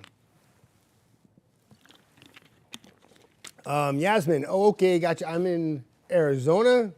I'm looking out for my family that's in Huntsville. It's all, thank you. Oh, you're very welcome. You know, I think your family in Huntsville, I don't know exactly what part of Huntsville they're in, and you don't have to tell me, but I don't think they should drive this morning. I think it will get better, though, by the afternoon, but I don't think I'd want to be driving anywhere this morning. So if you call them and say, hey, you might want to stay inside this morning for a little bit. Wow. Hagen says, how is High Top? I think okay. I had somebody try to send me pictures from there earlier, but the precipitation's lightened up a bit in High Top.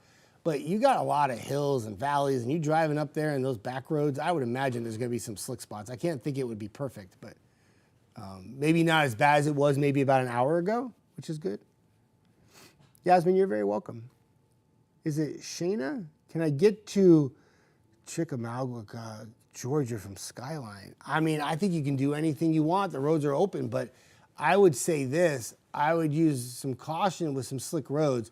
I know that EMA was reporting some icy roads in Bryant, and I think that drive takes you through Bryant. So Bankhead Parkway is closed, I do believe. If you're asking about Bankhead, Dory, if you're asking about Bankhead Parkway, that's closed, but I think you're asking me about Bankhead National Park. I don't know, because Speak is not near Bankhead.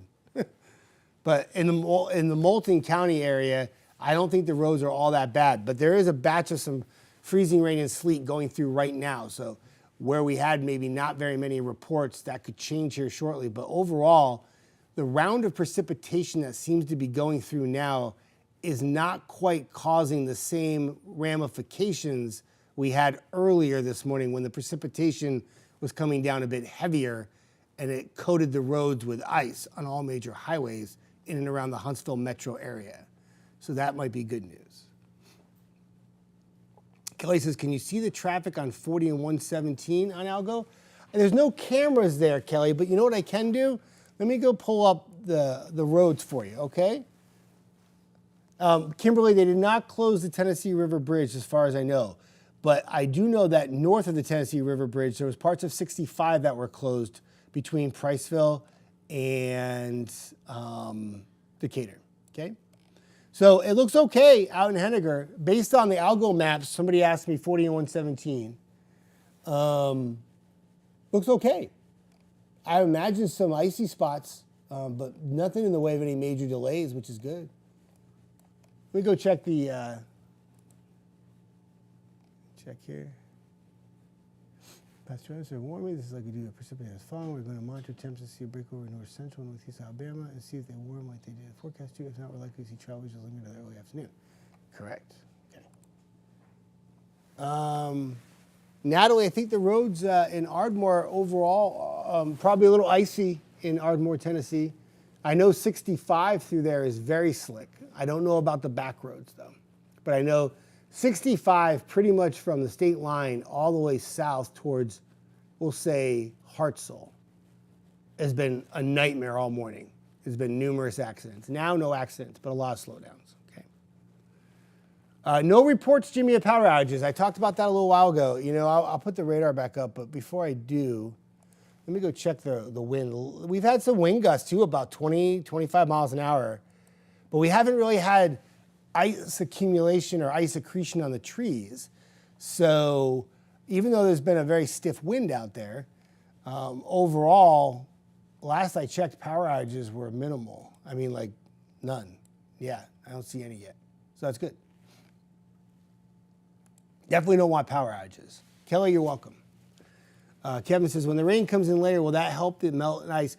You know what, Kevin, that's a great question. He says, when the rain comes in later, will that help melt the ice or make things worse? Have you ever put water on ice before and like tried to walk on it? It's wicked slippery, right? What will help though, Kevin, is that the temperatures will rise. And I think that even though some rain may make things a bit slick at first, the temperature's rising to 40 degrees by midnight, into the mid to upper 30s through the evening should make things better. Plus, you got to remember, I have watched since this morning when the roads went really bad, I have watched authorities be so proactive with salt trucks, and they brine the roads ahead of time. They're being so proactive to have this not be a major lockdown. And I feel like the proactive steps that they have made are going a long way to make it so that maybe this is not something that lingers. So I hope that helps answer your question. Bear with me for everybody. I'm trying to find a camera. I want to give myself an update on the roads in-house here. I've been watching the Algo camera, or not the Algo, the our weather camera, the Parkway camera in Huntsville. And God, it's just so annoying. It's still iced over, so I can't see the roads, but I'm trying to see the road blockers. They're usually up when the overpass goes down, and I know the overpasses, you can't go over them right now. Stephanie says, how are things in Harvest? Oh, Harvest is great.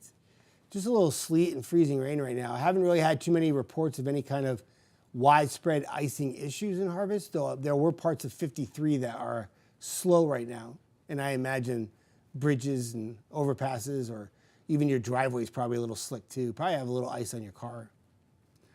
Courtney says, what's the possibility of ice on roads in Rogersville Sunday morning? Absolutely zero. This is going to become a humongous rain event during the overnight for Rogersville, and your temperature will probably hit 45 to 50. So I think you're good to go Sunday. The adversity for Sunday morning for you is going to be heavy rain and maybe a few thunderstorms for you in the morning. It's a dynamic system in terms of the plethora of precipitation that it brings to the area. And that's what I talk about. You know, a lot of times we'll have somebody come on and be like, is it going to snow? And it's not quite that simple. I wish it was. I wish we could just answer every answer with a one word, no. You know, but the way this works out is it's multifaceted in terms of the Saturday morning was going to be just enough wintry mix to make it slick, verified. The roads are nasty, you know. Whether they're nasty in your backyard or not, most of the roads are really bad. And we've had shutdowns and road closures. Now we transition to the warmer sector of the storm overnight, which is mainly rain. But it's not that easy and not that straightforward. There's a chance that there could be a little wedge of cold air damming up against Lookout Mountain and Sand Mountain. That may keep you freezing rain and sleet overnight for areas east right along the Georgia-Alabama state line. Never straightforward, right? And then even when you turn over to rain, and everybody has rainfall by tomorrow morning, there's the next element of dealing with heavy rain, thunderstorms, back to cold temperatures at night, and then anything that's wet could freeze up Sunday night into Monday. So that's why, like, a lot of times people ask, that one simple question, is it going to snow? And there's so much more to it with this system. There's multiple rounds of different kinds of precipitation affecting different parts of the area, and it's not just a straight shot. I wish it was. It'd make it so much easier to explain.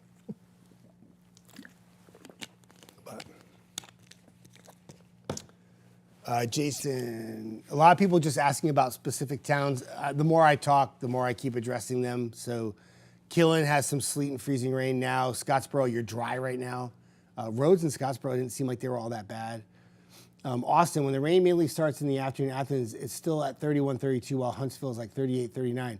Yeah, I think you'll actually warm up a little quicker than that, but northern Limestone County, especially northwest Limestone County, could stay like 31, 32 quicker. But I still think even when you hit 30 or 31, believe it or not, Austin, you'll probably be mainly just rainfall. But nonetheless, you'll warm up even more as you go into the afternoon. So Sarah says, what about Huntsville to Birmingham tomorrow morning? Would that be a safe drive? If you're okay with driving in downpours of heavy rainfall, it will be a safe drive. There's nothing in the way of wintry precipitation, Sarah, for Sunday morning from Huntsville to Birmingham.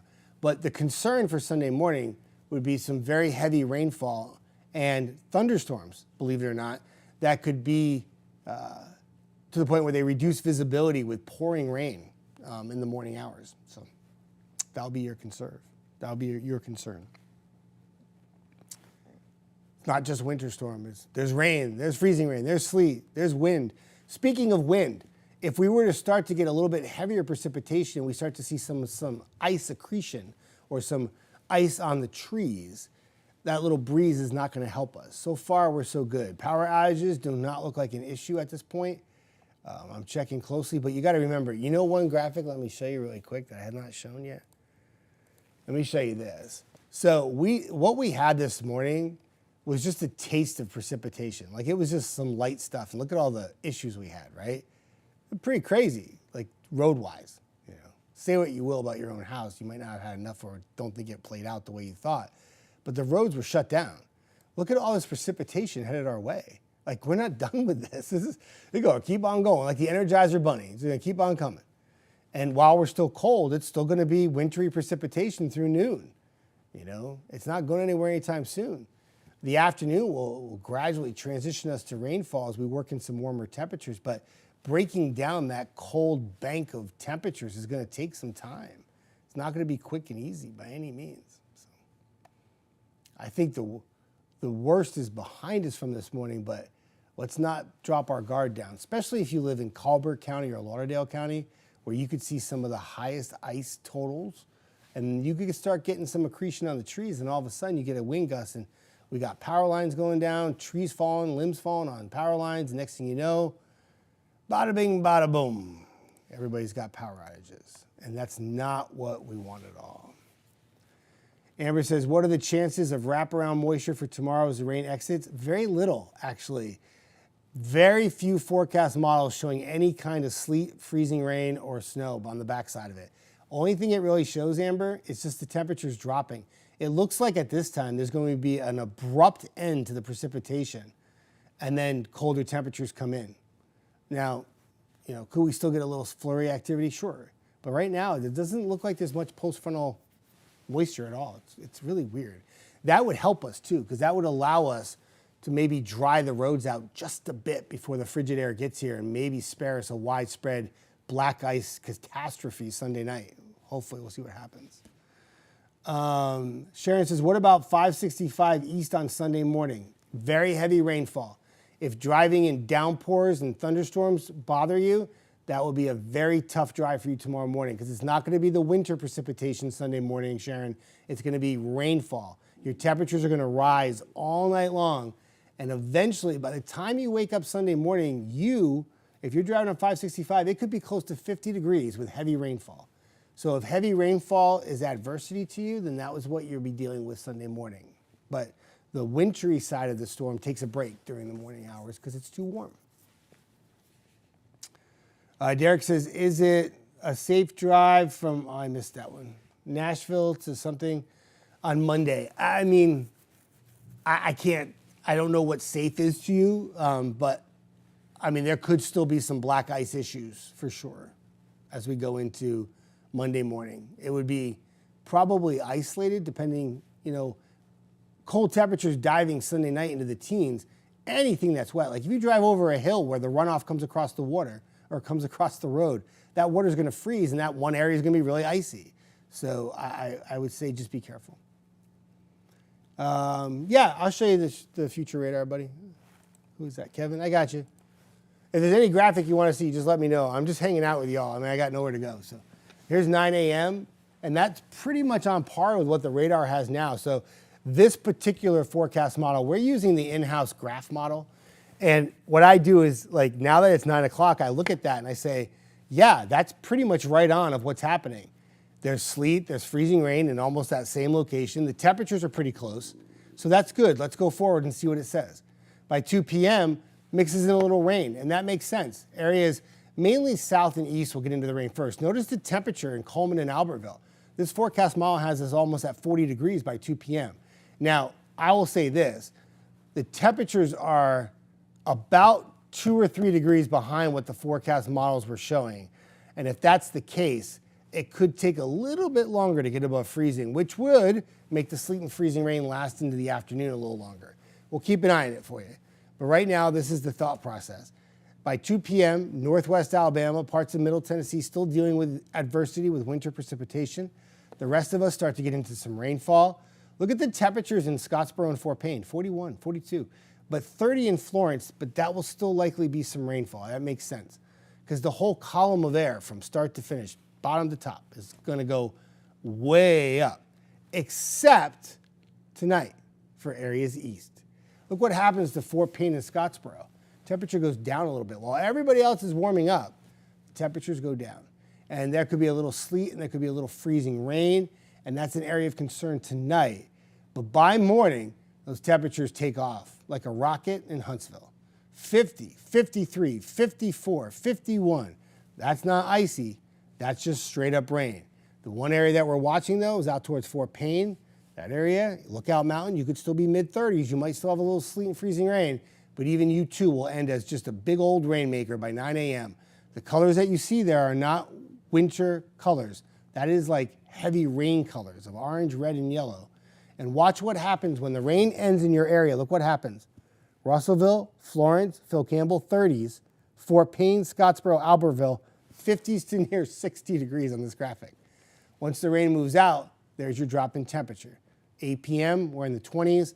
You'll wake up in the teens Monday morning, and anything that's wet could freeze back up, and I do think there'll be some black ice issues as we go into Sunday night into Monday. So that was your future cast for you. Birmingham to Madison, when's the safest time to make the drive? Chris, that's a great question. I wouldn't do it right now. I would probably hold off until about 2 o'clock. I mean, abundance of caution, 3 o'clock. Just know that you're still going to hit precipitation, but it just may be in the form of rainfall. But right now, I would probably wait on that a bit. You imagine you take 65, and then you take 565, and 65 is not good right now. It's getting better, but we've had parts of 65 actually closed briefly in Decatur earlier today because of the ice. But I'm seeing less slowdowns. And believe it or not, this graphic is just an artistic mess with all the yellow, orange, and red. But I have to tell you, it's actually getting a little bit better. It was much worse about 2 hours ago. I mean, it was lockdown city. Now it's not like that. So that's good.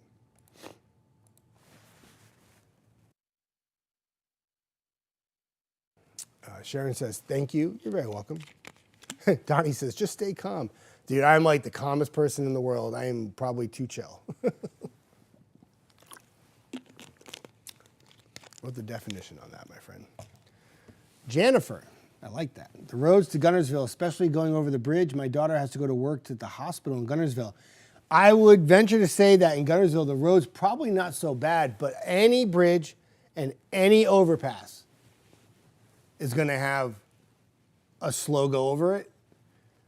Bridges and overpasses are going to freeze before anything else does. They take on air under the bridge, it cools the road faster, therefore you have bridges and overpasses freezing first. I would venture to say that anytime you have to go over a bridge, it would be dicey. Treasure, I didn't hear if the parkway was back open yet. There's still a lot of delays. I didn't think the barricades in front of our building were taken back yet. I can go out and ask really quick if you give me a second, but last I knew, the bridges and overpasses on the parkway are shut down. Now the parkway itself, I mean, where you don't have to go over a bridge or overpass, you can kind of get back on, but isn't that just a series of overpasses? So that would be tough. But you can still take the service roads, I think. Jennifer, you're very welcome. No problem. Guys, I'm going to leave you for just a moment. I'm going to turn down my mic. I'm not leaving you forever. I'm just going to go out and ask a couple questions about the roads before I give false information. I want to make sure I give everything correctly, okay? Be right back.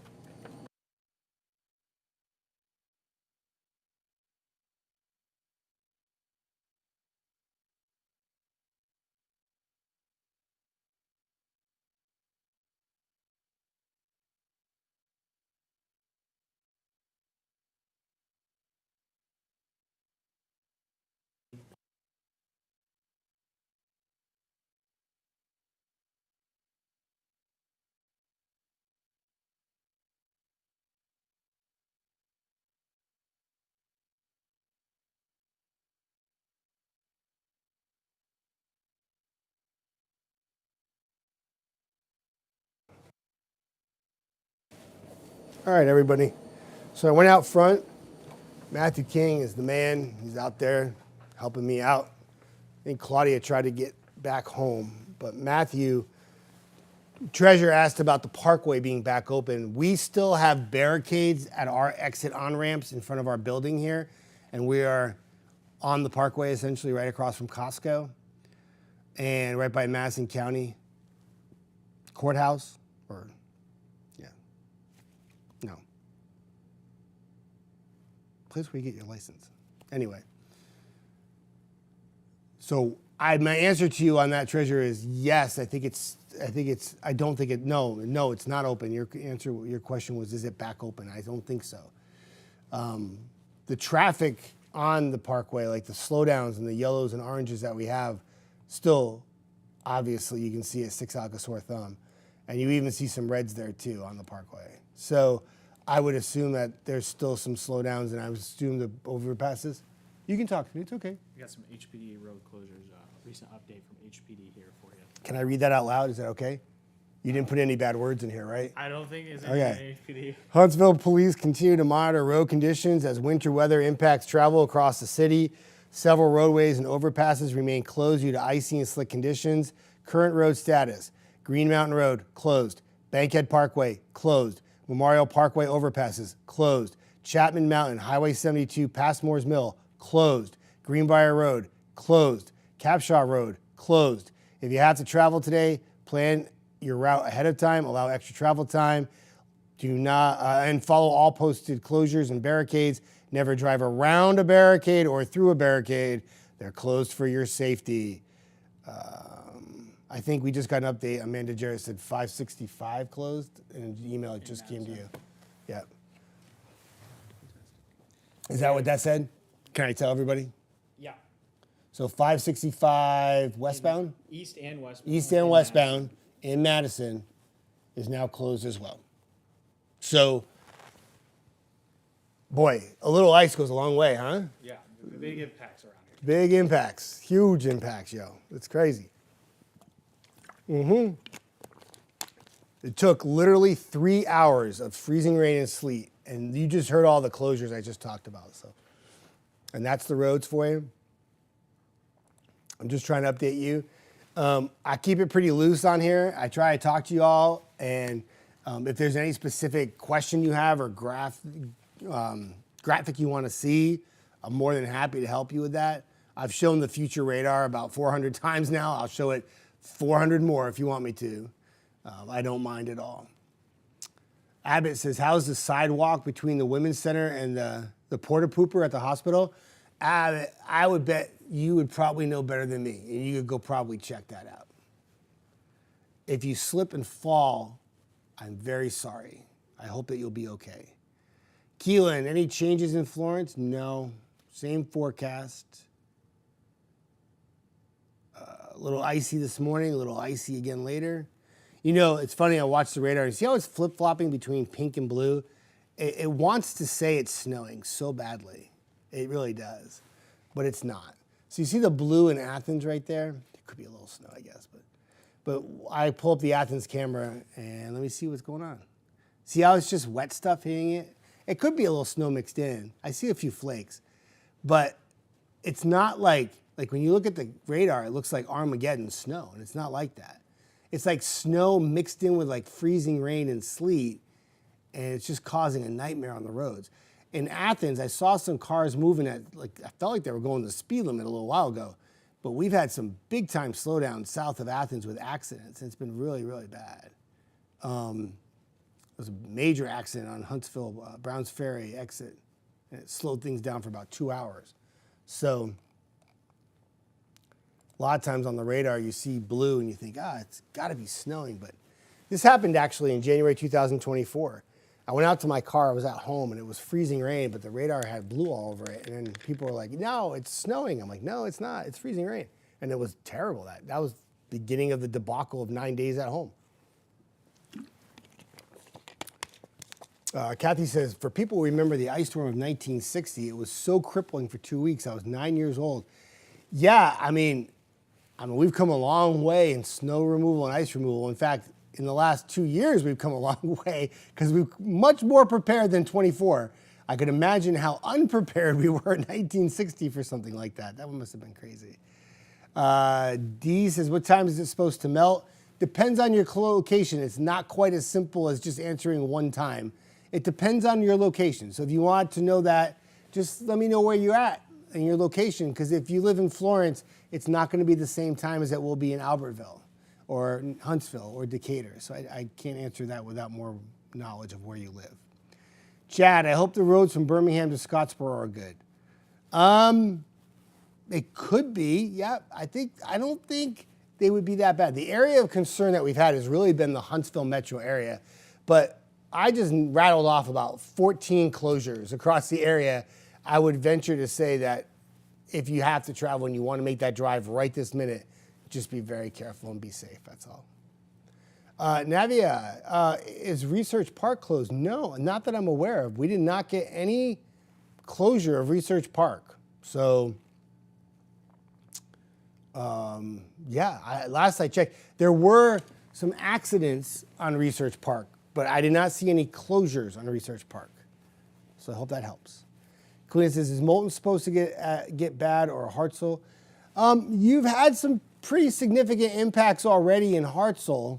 We had numerous accidents this morning with some very icy roads, and there's more precipitation to come. We're not done with this yet. And if you're looking at the radar with me, and I have it up right now, you see that little area of pink and blue headed your way, right from Moulton to Hartselle. That's probably some very light freezing rain and sleet. And as we've seen already this morning, just a little bit of freezing rain can go an awful long way to make a big headache out there. And so I don't think it's going to get good anytime soon until we get to the afternoon when we get warmer, okay? Adrian, I don't know if you can travel to Walmart to Guntersville from Grant. I mean, if you want to go out, I don't make that call for you. I can tell you that there's probably going to be some slick spots, but if you feel like you can make that drive, then that's your choice. But there's no closures or anything like that in your area, so you have the choice to go if you want to. But I would imagine it's slick. Mary, Bob Wallace, and Memorial area, highly icy. Memorial Parkway is closed at the bridges and overpasses. Our parking lot is slick. I imagine areas along Bob Wallace are very slick, and it's been like that really since about 7 o'clock when we had the icy conditions move through, and we're still dealing with it. So that precipitation falling through the area right now from Huntsville to Decatur, let's take a little camera. I can't show you this camera because it's locked up. I have ice all over it. I can't show you Huntsville. That's a useless camera right there. It was helpful this morning when I could see the lights. So there's Athens, still green grass, no snow accumulation, but what a nightmare this morning in terms of ice. I have the East Limestone camera looking at trees, and you say, why, Jeff? Because not only do I see pretty little flurries working around some freezing rain droplets, but I'm trying to see if there's any kind of ice accretion on the trees trying to form, and I don't see that there, which is good. We don't want power outages. We don't have any of those in place. So here's the Shoals camera, and that looks like a little bit of accumulation of white snow there. So that's a nice little new wrinkle. Let me go ahead. I'm going to pull the camera up for just a minute, everybody. Bow with me for just a second. I need to zoom in on that Florence camera because I want to see. I don't think it's on the grass. I think it's actually on the pavement, which is crazy. But that would make sense, though. Temperature is still stuck in the low 20s. I haven't moved. It's just stuck on the low 20s.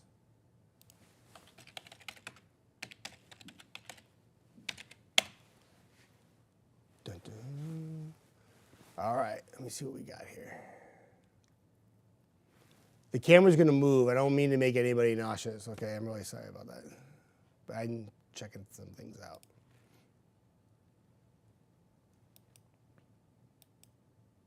Yeah, you got a little accumulation right there. So that's some slick spots right there in Florence for sure. You see the roads get a little coating on them now. I haven't really, earlier it was like a clear ice. It was like freezing rain. Now that's a little bit of like, it's a little dusting of snow on top of the freezing conditions. Like, not good, not good. Gunnersville still icy too. Camera's iced over, so I can't really use it. Decatur, you know, I couldn't see the bridge earlier because of ice, but that doesn't look so bad right now. But I checked some of the algo cameras, and again, I can't feed them through my weather graphics, which I'm really sorry about. But I checked the cameras in Decatur, and I was checking the bridge out, and cars were still going over the bridge. It was just, they were crawling. Like, it was slow. Let me see if they have anybody going over now. So I'm looking at the Memorial Bridge by the marina. A couple cars on the side of the road not moving, but the cars are actually moving okay. There's an 18-wheeler going over. There's a car going over. A couple seagulls flying by. We're good. So, you know, that's a big improvement in Decatur because the bridge was nobody was on it about an hour ago, so that's good. Bubba says, like, are we going to get snow and ice? Bubba, we already have, buddy. We already have snow and ice out there. Yeah. That's why we have numerous road closures this morning, and you're not going to get much in the way of any kind of snow accumulation, except for maybe like that little coating in Florence you just saw. But there's still icy concerns as we go into the morning hours and into the afternoon as well, early afternoon. And then eventually it changes over to all rain. So you're seeing a swath of precipitation for much of the Tennessee Valley. Again, we're not done. And I would venture to say if we're going to get a little snow with this thing, it's going to happen right now. We did not, our temperatures have not come up. Let me find out really quick where we're at temperature-wise.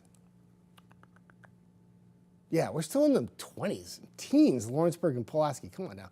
So that would tell me, like, we might get a little burst of, like, at least a quarter of an inch of snow with some of this. Anyway, as it moves west to east, whether it falls in the form of freezing rain, sleet, or even a little snow, all it's going to do is make the roads slicker. We have temperatures in the 20s. We already have numerous locations that are dealing with adversity with the weather in terms of road conditions from earlier this morning. Matthew was here just a moment ago, and we fired off a whole bunch of closings for you. It was a lot of them. And yeah, I mean, it just goes to show, I think a lot of times when people hear a forecast and they don't hear snow, they think, oh, we're good. But ice is not good, and a little can go a long way. And we had a little this morning. I mean, we didn't even get into the big, heavy numbers of ice accretion yet. And then we just had a little taste of some ice, and look what it did to the roads. It locked us up all morning. So Stacy says, what about Rainsville? You're going to be dealing with frozen precipitation this morning, then some rain in the afternoon, and then a quick change back to some ice tonight before ending as mainly rainfall Sunday, and then frigid temperatures Sunday night. So Bubba says Scottsboro. Scottsboro, you are completely dry right now, Bubba. You're good. You got some snow, maybe a little freezing rain, sleet coming in a little bit. Got to watch out for some icy roads through about noon, and then you should start to change over to rainfall. Warmer temperatures work into the system. You're welcome. Stacy, Rainsville. Yep, Rainsville, got it. Answered Rainsville. Sorry, everybody. I got to take another drink of water. Hang on.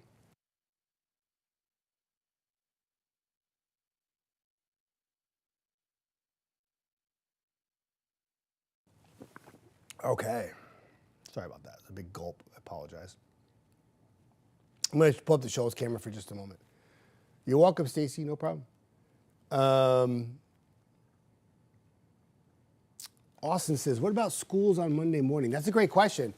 I can say with certainty that there are parts of, I think it's Franklin County, Colbert County. We had a couple.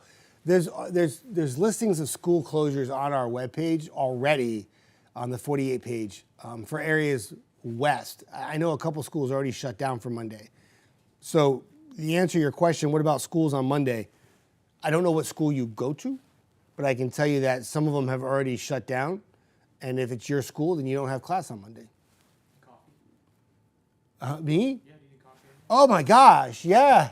Also, do you want these? What is this? You've been holding the ship down over here.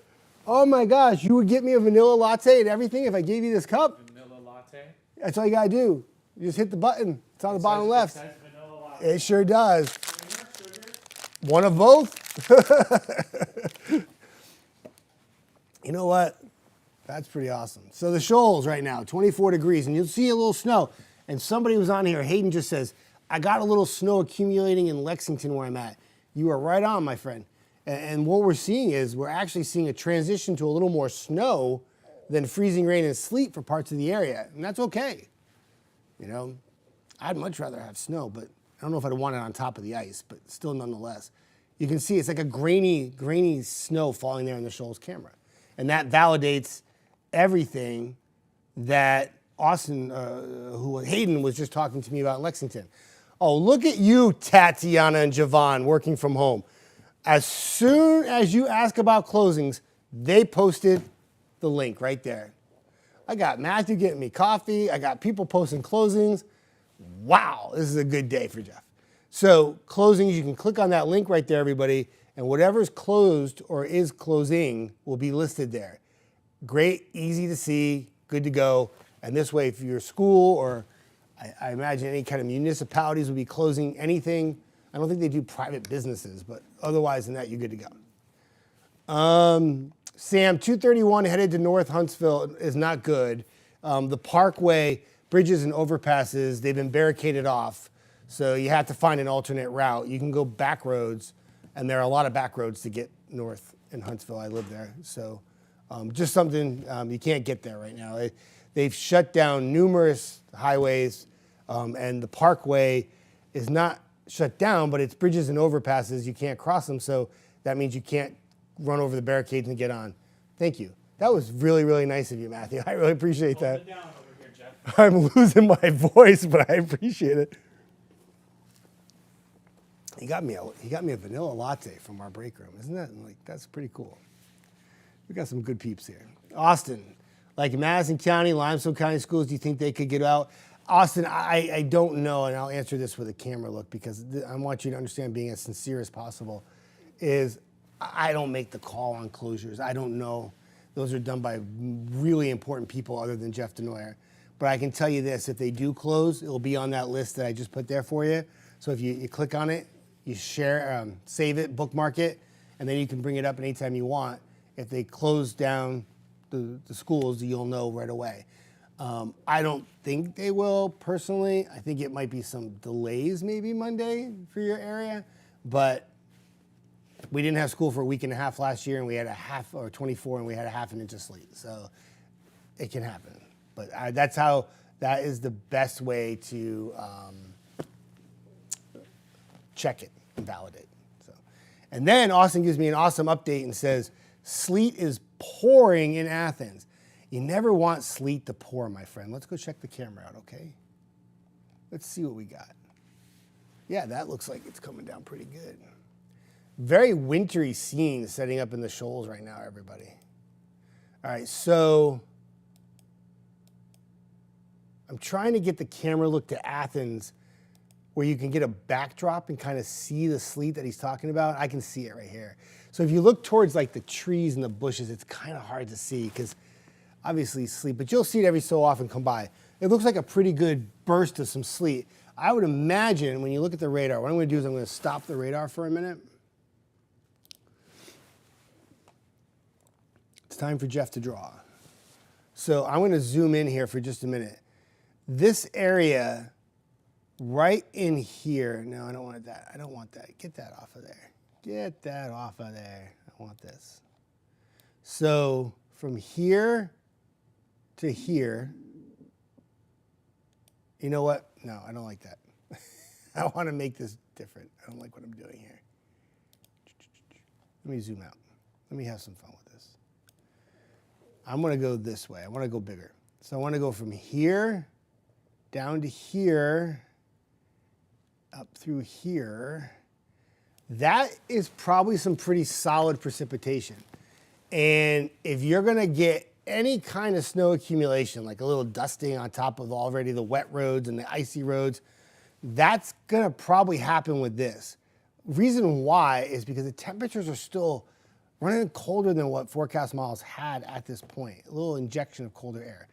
And that's always possible with this. And that's why we kept the mixed precipitation until noon. And this is all moving this way. So sorry for my bad drawing.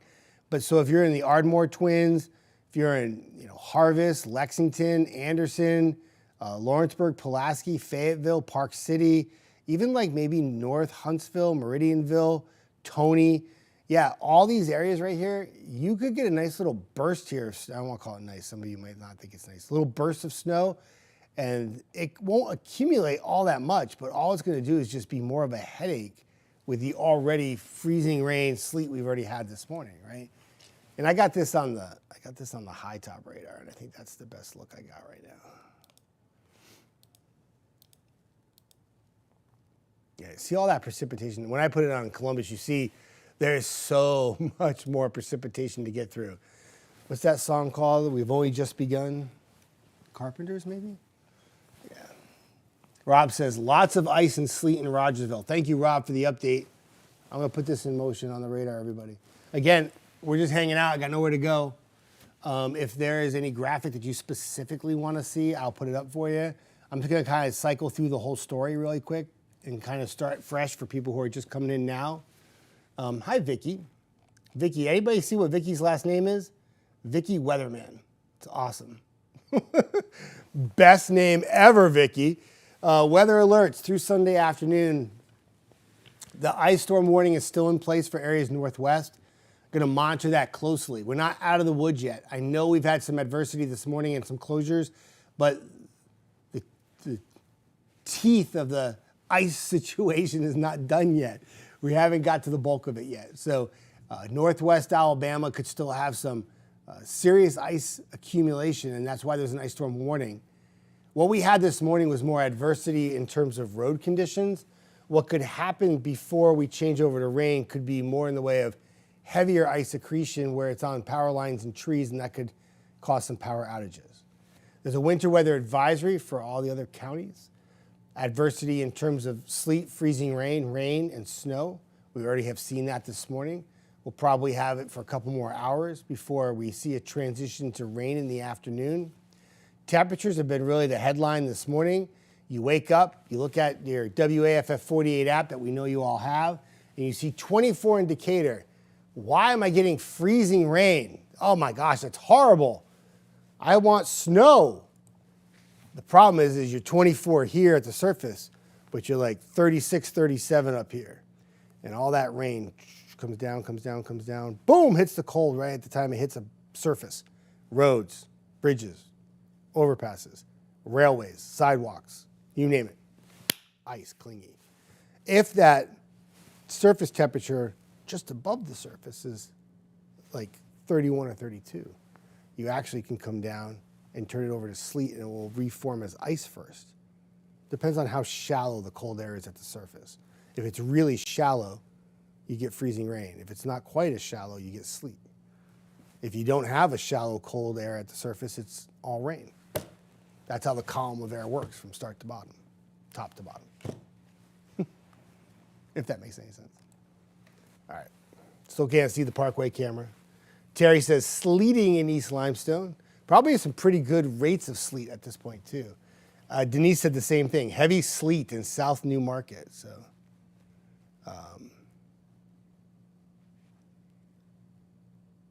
and Sarah says, are we going to get snow? Probably not, Sarah. There's probably some flakes flying now, but this is not really a snow event. This is just a really adverse weather, wintry mix situation, and that's what's happening for much of the area right now. We haven't really had much snow. We're just getting into a little bit of snow right now for parts of the area, but it was all about freezing rain and sleet this morning, and that's probably going to be the main concern with this. This is not like a big snow event. I don't think, anyway. Hopefully my forecast plays out. Brandon says potentially. Potentially. I don't know what that potentially belongs to. But I'll go back, cycle through some more graphics for you. Here's Decatur. That's a great look in Decatur. Cold, though, 24. Couldn't even see the bridge earlier. I'm going to show one more graphic before I show that. There's a couple things I want to show you. So this is the projected or predicted potential ice. And remember, we're not done with the ice. This is mainly northwest Alabama. You see some numbers to the east, but I really think this is going to be like a Lauderdale, Colbert, Franklin County issue. 0.3s, 0.4s. If that comes to forecast and we get that, it takes this from being a road issue to a tree power line power outage issue. And hopefully that's not the case. And then tonight, northeast Alabama, we didn't forget about you. A little wedging of cold air may get stuck for areas right along the Georgia-Alabama state line. And what that means for you at home, it means that you could be just cold enough while everybody changes over to rain, you get to have some sleet and freezing rain. And that's where we could have some power outages again tonight. Eventually, even if you get some ice accumulation in these areas that you see the numbers, you're going to change to rain too. And every single location tomorrow morning on Sunday, maybe going to church services, you're not dealing with wintry precipitation anymore. You're dealing with rain, heavy at times, maybe some thunder. And then on the back edge of the system, it may actually end as a little mix, but forecast model is not real bullish on that anymore. They kind of backed off on that. But what they didn't back off on is the temperature. Go from 40s to teens. And while you do that, whatever's wet would freeze up, and there could be some black ice issues Sunday night into Monday. Monday's just a frigid, gross day in terms of like January cold, 26. But then even though you're below freezing on Monday, if you have some sunshine, you are going to melt some of the snow or ice in this particular situation, or whatever's going to happen. The runoff is going to be extreme. And if you have like a hill that you have to drive up or someplace where the runoff cuts across that road, when you go back to 11 on Monday night, that's all going to refreeze. So there could be some isolated black ice issues even on Tuesday morning. I don't think this goes to the extent of what we had in January 24. They're too proactive right now. They're just incredibly proactive on it right now. And they've prepped, and they have not only prepped, but they're also, I'm watching salt trucks on the roads right now. Like they're just out and about. They're just trying to get at it. And it was a little tough at first. They were a little overwhelmed at first this morning because it went downhill so fast, but now starting to get up and ahead of it now, which is good news.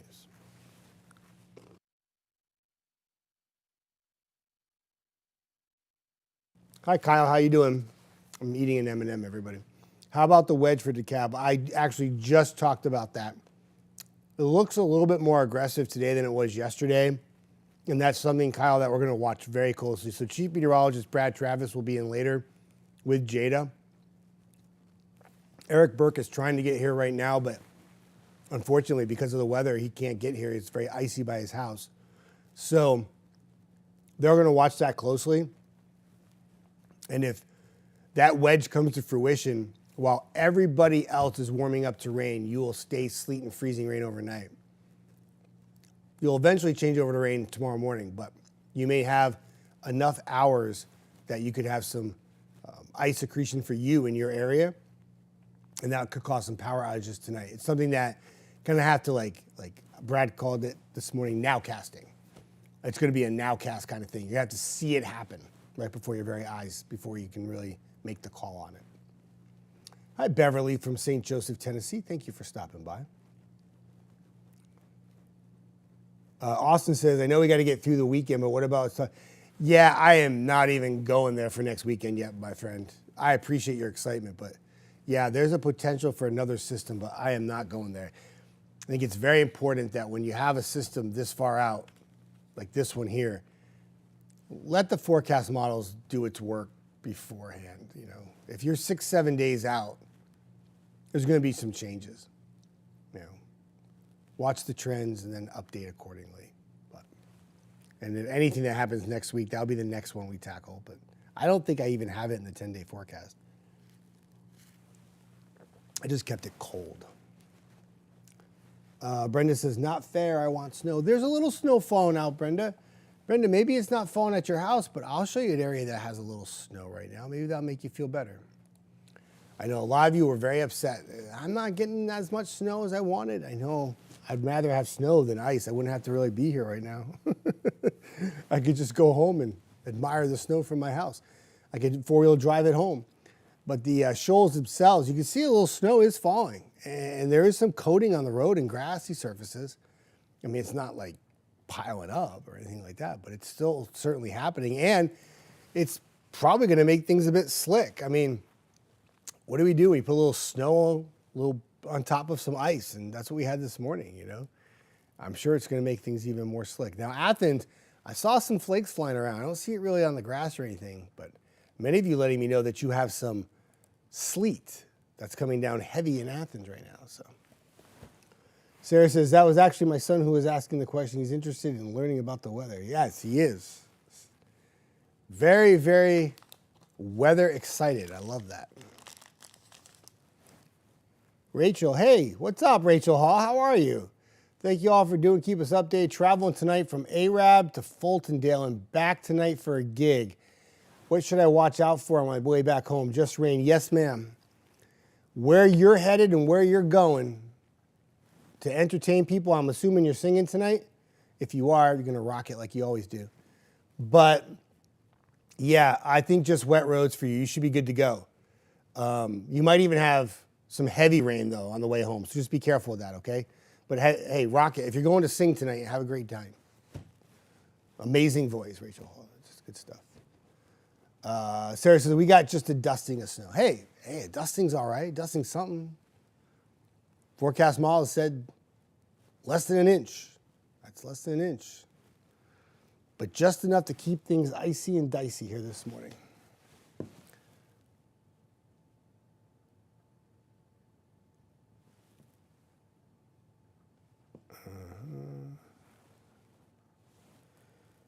I have actually family members asking about me right now. See that?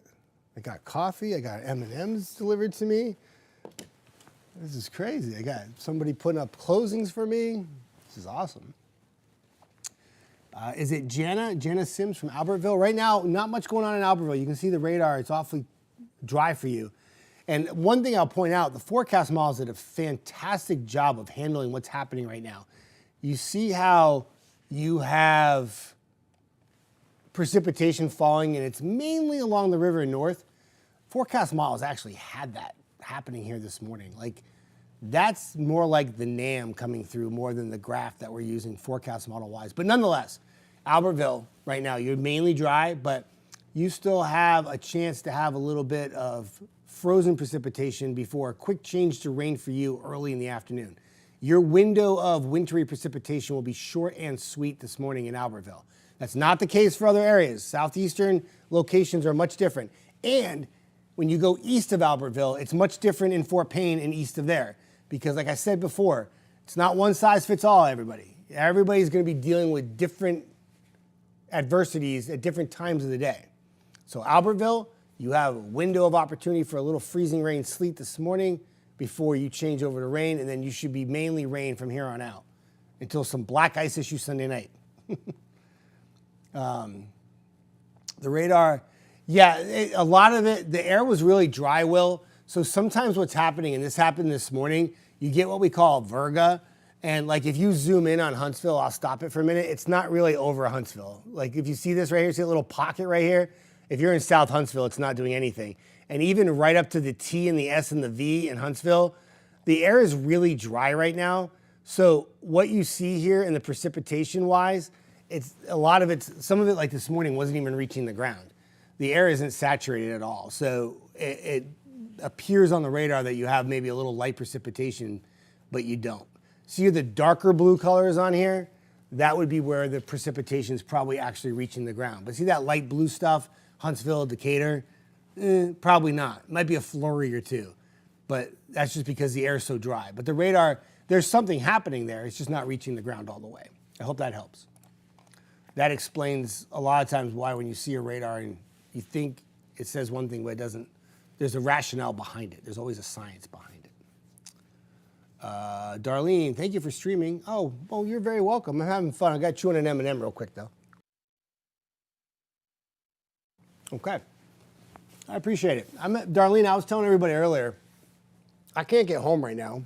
The road that I go home to is closed. So I have nowhere to go.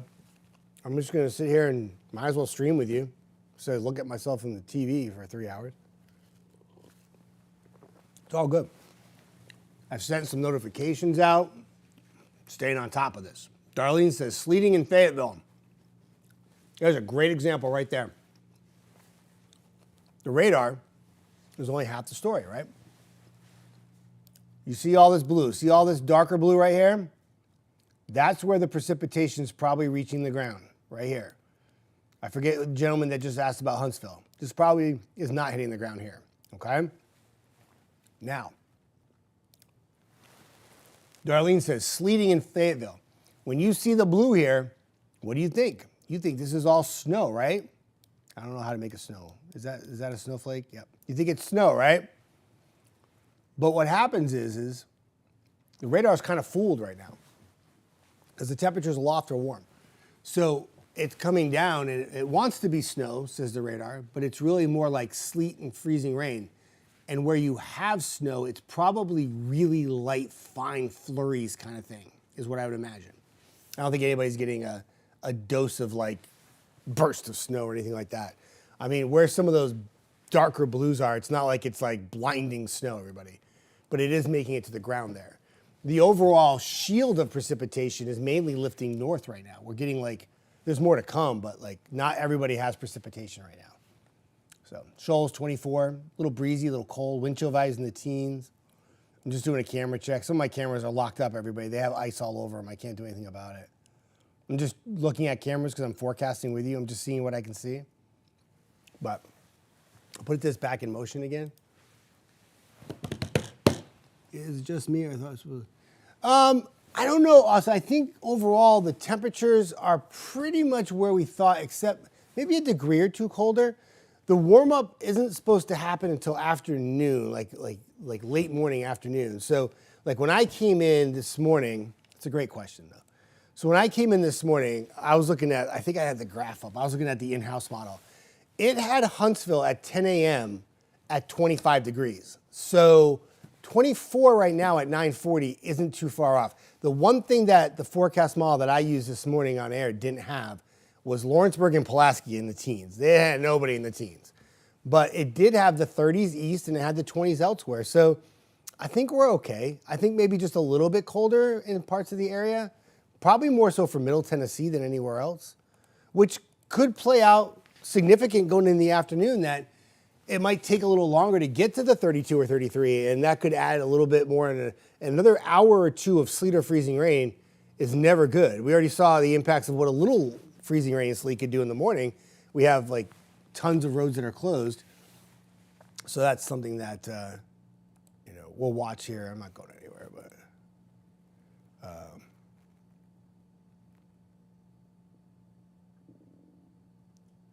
It's interesting. Storm getting pictures. I'm trying to see if there's any updates about the roads, everybody, right quick.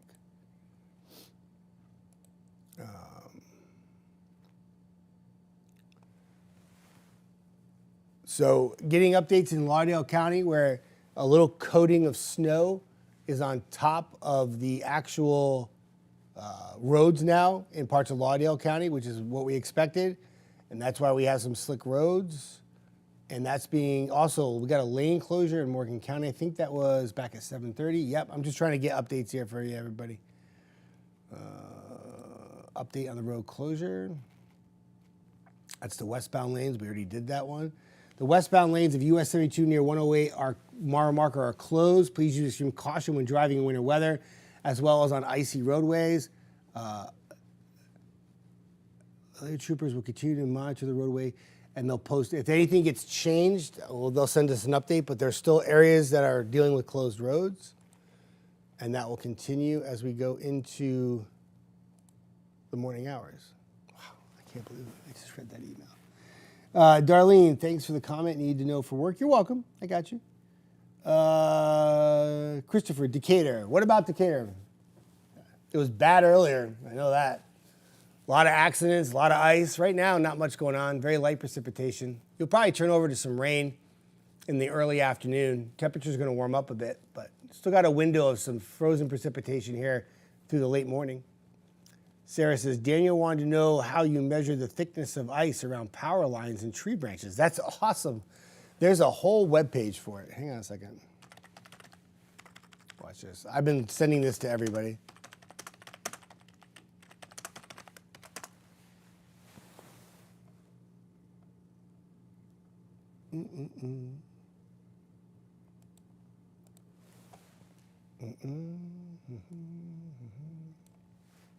Watch this. I don't play games. So I just send this. Oh no, why'd I do that? I just want to reply. That's all I want to do. Okay, there you are, Sarah. Bear with me, Sarah. I'm trying to reply to you. Boom. There you go. That should answer. I sent you, I don't know if I messaged or just commented, but you should get it.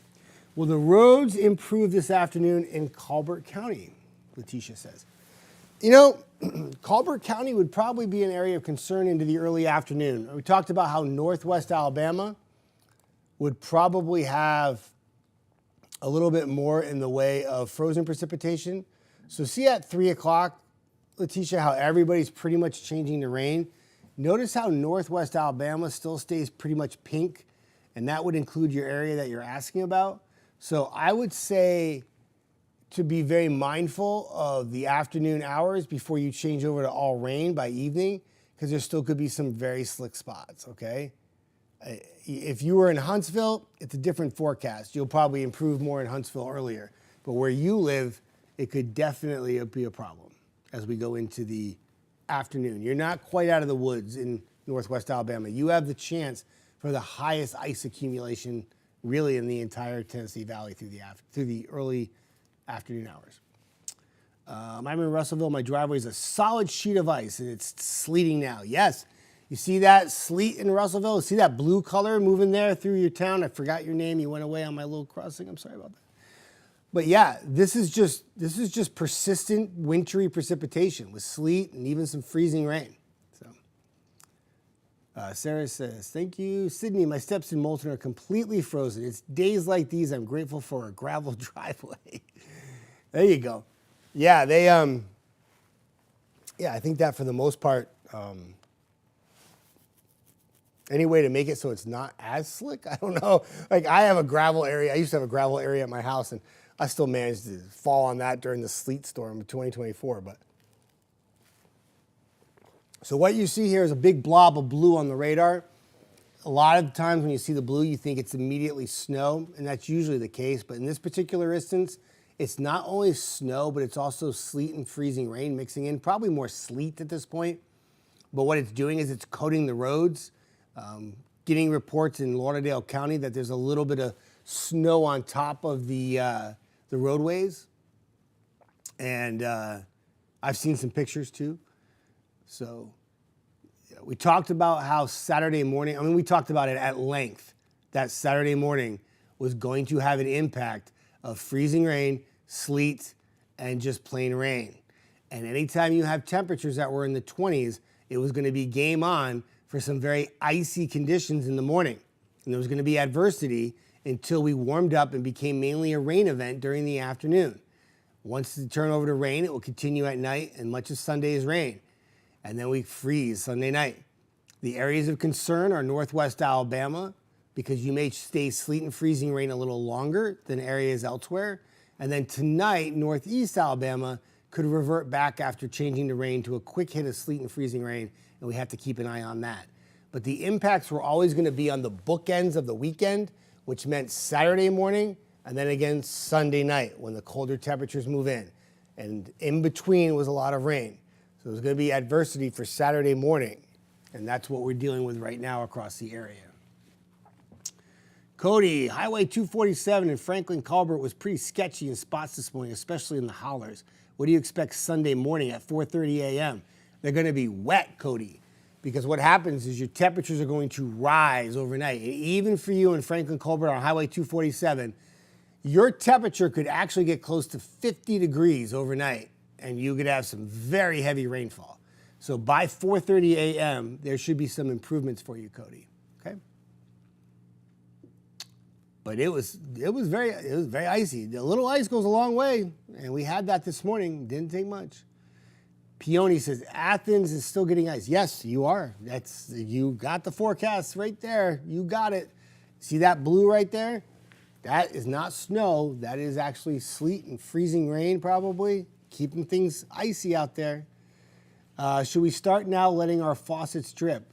John, you could. I mean, the temperature tonight, not sure your specific location, but it's going to be near 50 tonight, so you don't have to keep the drip going tonight. Remember, temperatures are going up, but I would definitely drip Sunday night, Monday, and Monday night when frigid air comes back to the area. Let me show you the 10-day forecast, okay? So eventually we're going to hit 40 today, but it's going to be at night. So it's really cold now. But you definitely want to drip Sunday night, Monday, and Monday night. That's when the really frigid stuff gets here. When the temperatures are going to drop. Chandra says, not doing anything in Gunnersville at this time. You are absolutely right. You read the radar very well. Good stuff. Cody, you were supposed to say Armageddon ice. Can't go to work. Oh, I'm sorry, my friend. I'm so sorry. All right, I'm going to take, I'll write you the doctor's note, my friend, so you don't have to go to work. Let me go ahead. There's a whole bunch of accidents now. I'm just going to go ahead and just talk about them and throw in my traffic knowledge. So we have road closed due to snow on US 231 in both ways. I imagine not just snow. I imagine that's more ice. But nonetheless, 231 both ways from Alabama 36, which is the road you take to get to like Vallehermoso Springs. And that takes you all the way to County Road 515 Hill Road, which pretty much takes you to the bridge. So that is closed in the Lacey Spring area. I'm going to go a little bit more north because we have more accidents. We're not done yet. Let me see what we got over here. Accident lane closed on US 431 northbound. That's by Sutton Road. That's also by Old Highway 431. Those of you who live in that area know the area that I'm talking about. This is a road closure on 72 westbound from Brock Road to Brownsboro Road. That is on the westbound, so if you're trying to come in from Gurley, somebody asked me earlier, the roads from Gurley to Huntsville, I said not good. Well, they're really not good. You can't drive on them right now. 565, 2 lanes blocked due to the crash on 565 eastbound. That's by exit 9 on Wall Triana Highway. While I have that graphic up, I'm going to go check the Algo camera by Wall Triana to see if it's a right lane or left lane blockage. If I can find that, I usually can. Sometimes they turn the camera away from me though, and I can't see it. Yep, they did. Cars are absolutely crawling on 565. For anybody who's out, we suggest that you probably don't do that. Might want to just pack it inside until at least the afternoon, if not the entire day. So I showed you all the closures in this graphic. Let me go ahead and zoom out. I'm going to take you west. I don't see any accidents in Florence or the Shoals, but it looks like on 72 we got some issues. This is in the Coxie area, everybody. Lane blocked due to crash on US 72 eastbound. That's at Hampton Cove Way. And then you have another accident that precedes it closer to downtown Coxie, and that's by County Road 9 on Wright Road. So back-to-back accidents on 72 in the Coxie area, and that's going to slow things down too. Overall, big picture, look at all the orange and yellow on this graphic. It looks like a morning commute on a Wednesday, right? And it's not. It's Saturday, everybody. Let me go east for you. I don't mean to ignore you, east, but right now, like if you're in Jackson, DeKalb County, this has been very minimal impact so far for you this morning. That's going to change this afternoon and evening, but this is what you got going on right now. I have the traffic gauged a bit more towards where I have the issues more than areas that don't. So if you feel like I'm ignoring your area, I don't mean to. It's just you don't have as many delays. And the accidents just keep on coming. There's actually another accident, minor crash on Alabama 53 northbound by 72. That's University in Huntsville. And a lot of little slide off roads, fender benders going on. That will likely continue to be the case with the adverse weather that we're having. There's a minor accident on Alabama 20, which is Joe Wheeler Highway, North Cortland, another accident. So I have the traffic cameras. Like when you see this traffic graphic, I have it set up so that you don't see, hi Tatiana, so you don't see minor accidents because I don't want them to get in the way of the major ones.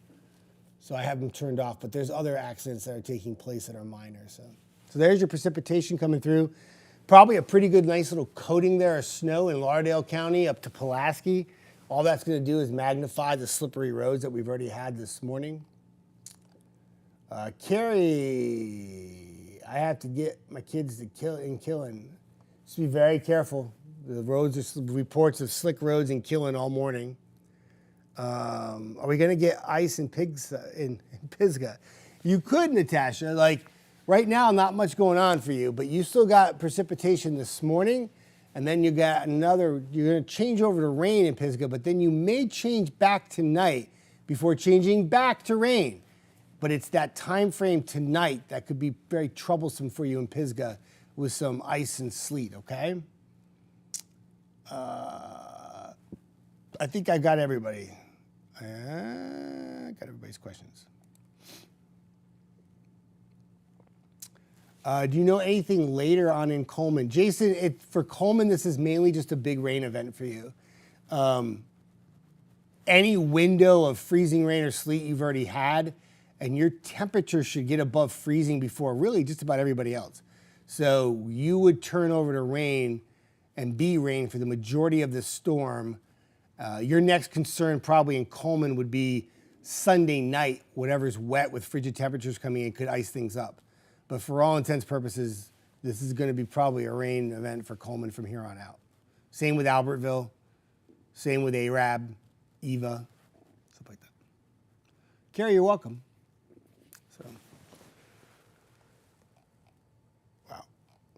I've been streaming for like 3 hours. I like hanging out with y'all. It's good stuff. Got nowhere to go. I can't leave, so we're good.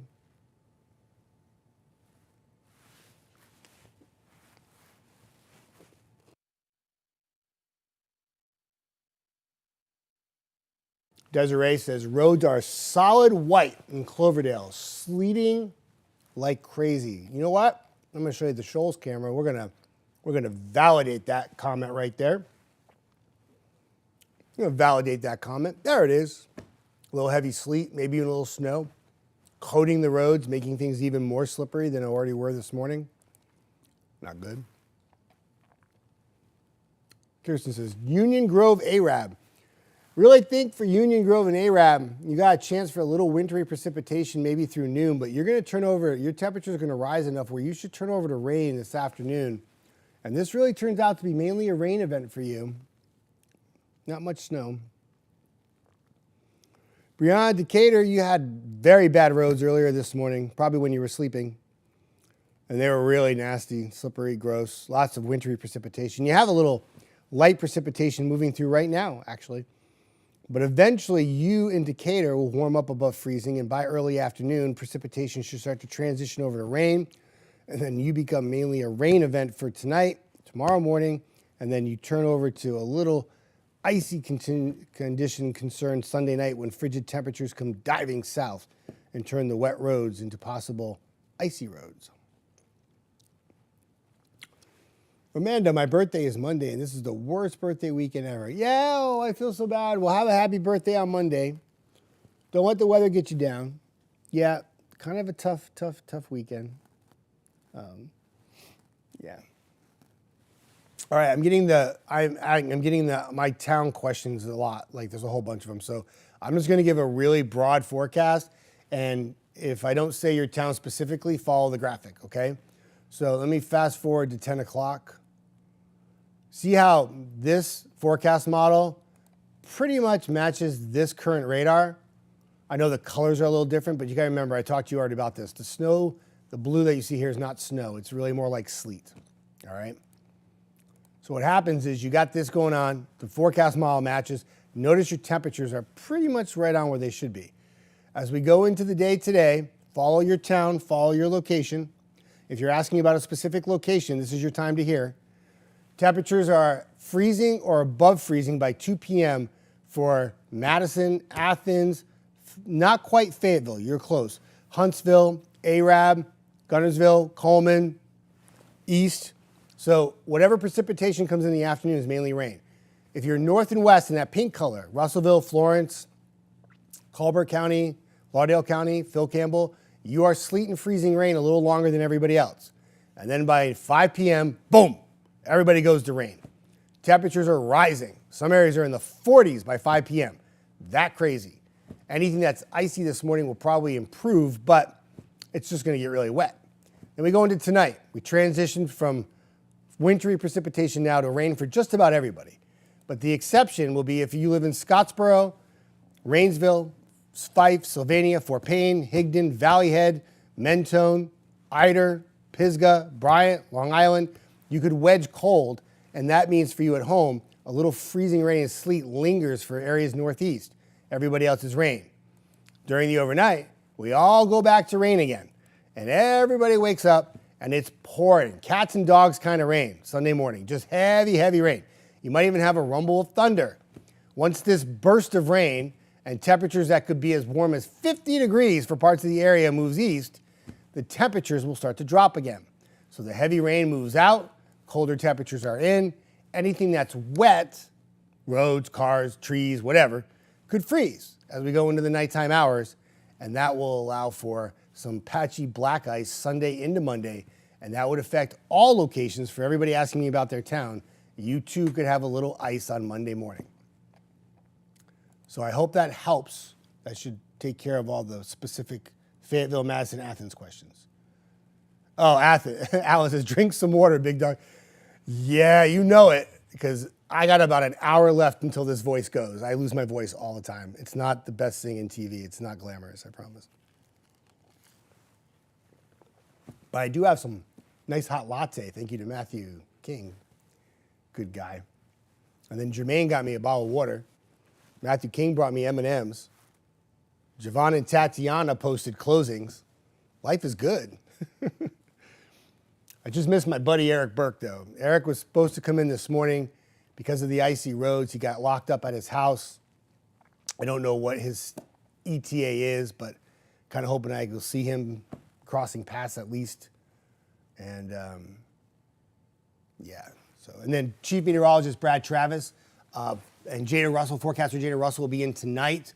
They got your back. Brad will be all over this like he always is. And he'll keep you updated. I know that he'll be watching that wedge in Jackson and DeKalb County really closely to see if they have some real serious icing conditions in DeKalb and Jackson County tonight, while everybody else is changing over to rainfall. But he'll watch that closely. He was all over that yesterday. He was calling that shot before anybody else was even calling it. So, Teresa, you're welcome. Ron Talley says, any power outages yet? That's a great question. I have not checked the outage page. Let me go do that. Multitasking in here with y'all, my friends. Thank you for taking the time to join me this morning. Ron, I don't have any. I think we're good. We haven't really had, I got to talk with my hands for a minute. I'm sorry. Whenever I talk with my hands, I got to be on the camera. So we had, like, Ron, we had like this burst of freezing rain and sleet this morning. And what it did was it coated the roads and it's made travel a nightmare here this morning, okay? We've talked about the many road closures. But you know what we haven't had yet? That solid ice accretion on the trees or anything. I was showing, let me show you this really quick. Where is limestone?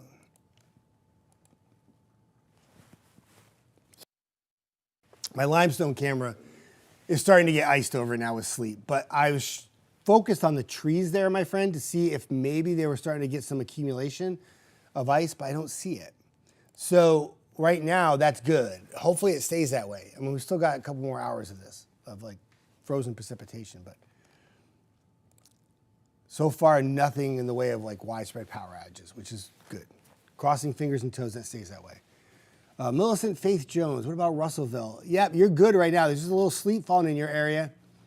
You're not out of the woods yet, though. Still got a chance for some wintry precipitation until about 1 or 2. Then you're going to change over to rain. You'll stay rain overnight before you change back to a little icy conditions Sunday night with a blast of frigid air coming in. Madison, thanks for explaining freezing rain versus sleet earlier. But now, as you're not ready, tired of explaining, could you explain the rain in Fayetteville during 30-degree weather later today? I just wonder, assuming it was 30 degrees, it would be just rain. Yes. So I think the temperature will be a little warmer than 30 on that graphic. But what happens is the column of air eventually will warm up so quickly that that snapshot that says 30 will probably be warming as we speak. So what happens is as that rain comes down, we talked about when it hits the ground, it's freezing rain. When it's not quite as shallow, it's sleet. But what's going to happen is I imagine when we transition to rainfall, even up into Fayetteville, which may happen like 3 or 4 o'clock, that 30 will become like 35, 40 like that. So it's just a snapshot of the temperature for a moment. So it has the green over it. But if I were to just stop it like an hour later, the graphic would show probably 35 and it would be rain, if that makes sense. The temperature doesn't quite jive with the actual radar sometimes. And it's more magnified when you have temperatures that are on that fringe of freezing where it can show the difference between sleet, freezing rain, and rain, right? So I hope that helps answer your question. Is 36 passable? I don't know all about 36, but I do know this. I know when you get to the end of 36 and you get towards 231, it's closed, Summer. So see this right here? So here's 36. Travel looks like it's okay, but the problem is I don't know which direction you're coming in, but 231 is closed both ways from Alabama 36 to County Road 515. So I'm not sure how you would get to 36 unless you're coming from it from the west, then you'd be good to go. But once you get on 36, you can't get off. You have to turn around and go back, if that makes sense. So I hope that helps answer your question. I'm not really sure which direction you're coming from, but yeah.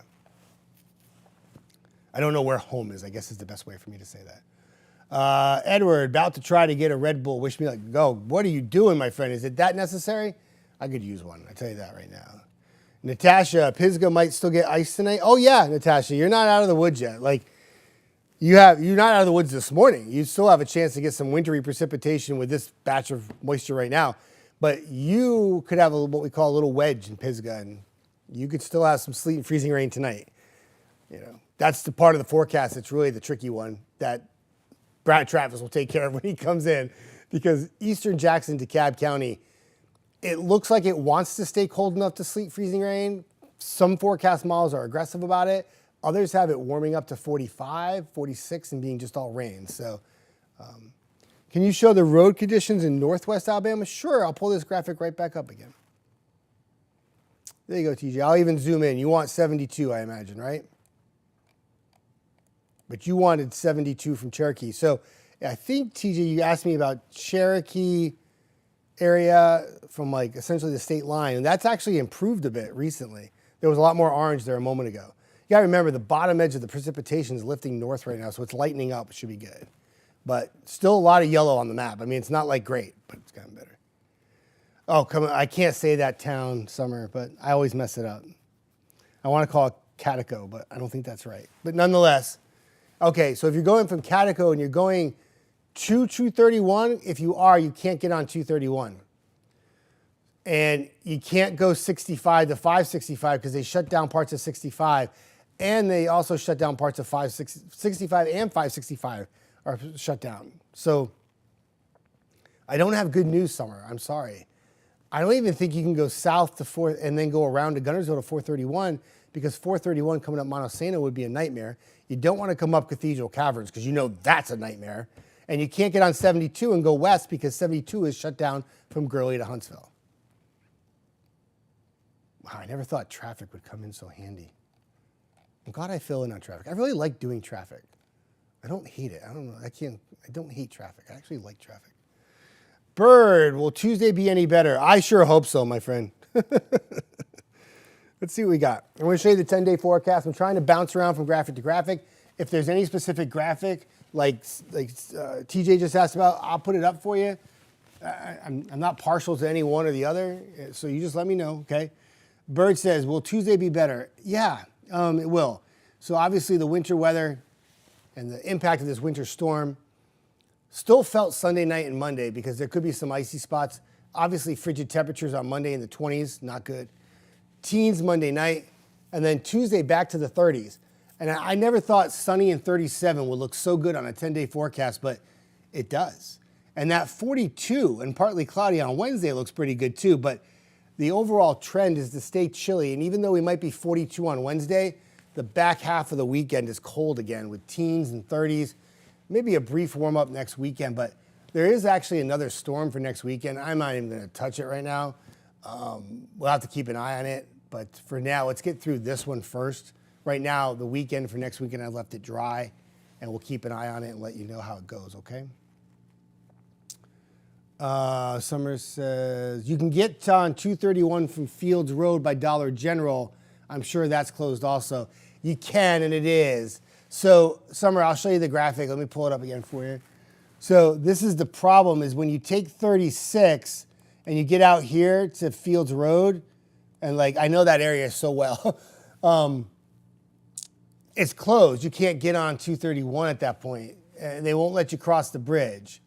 So I don't know of any. I feel like I can get anybody anywhere around here, but I don't really know an alternate way you can go because there's a river in the way.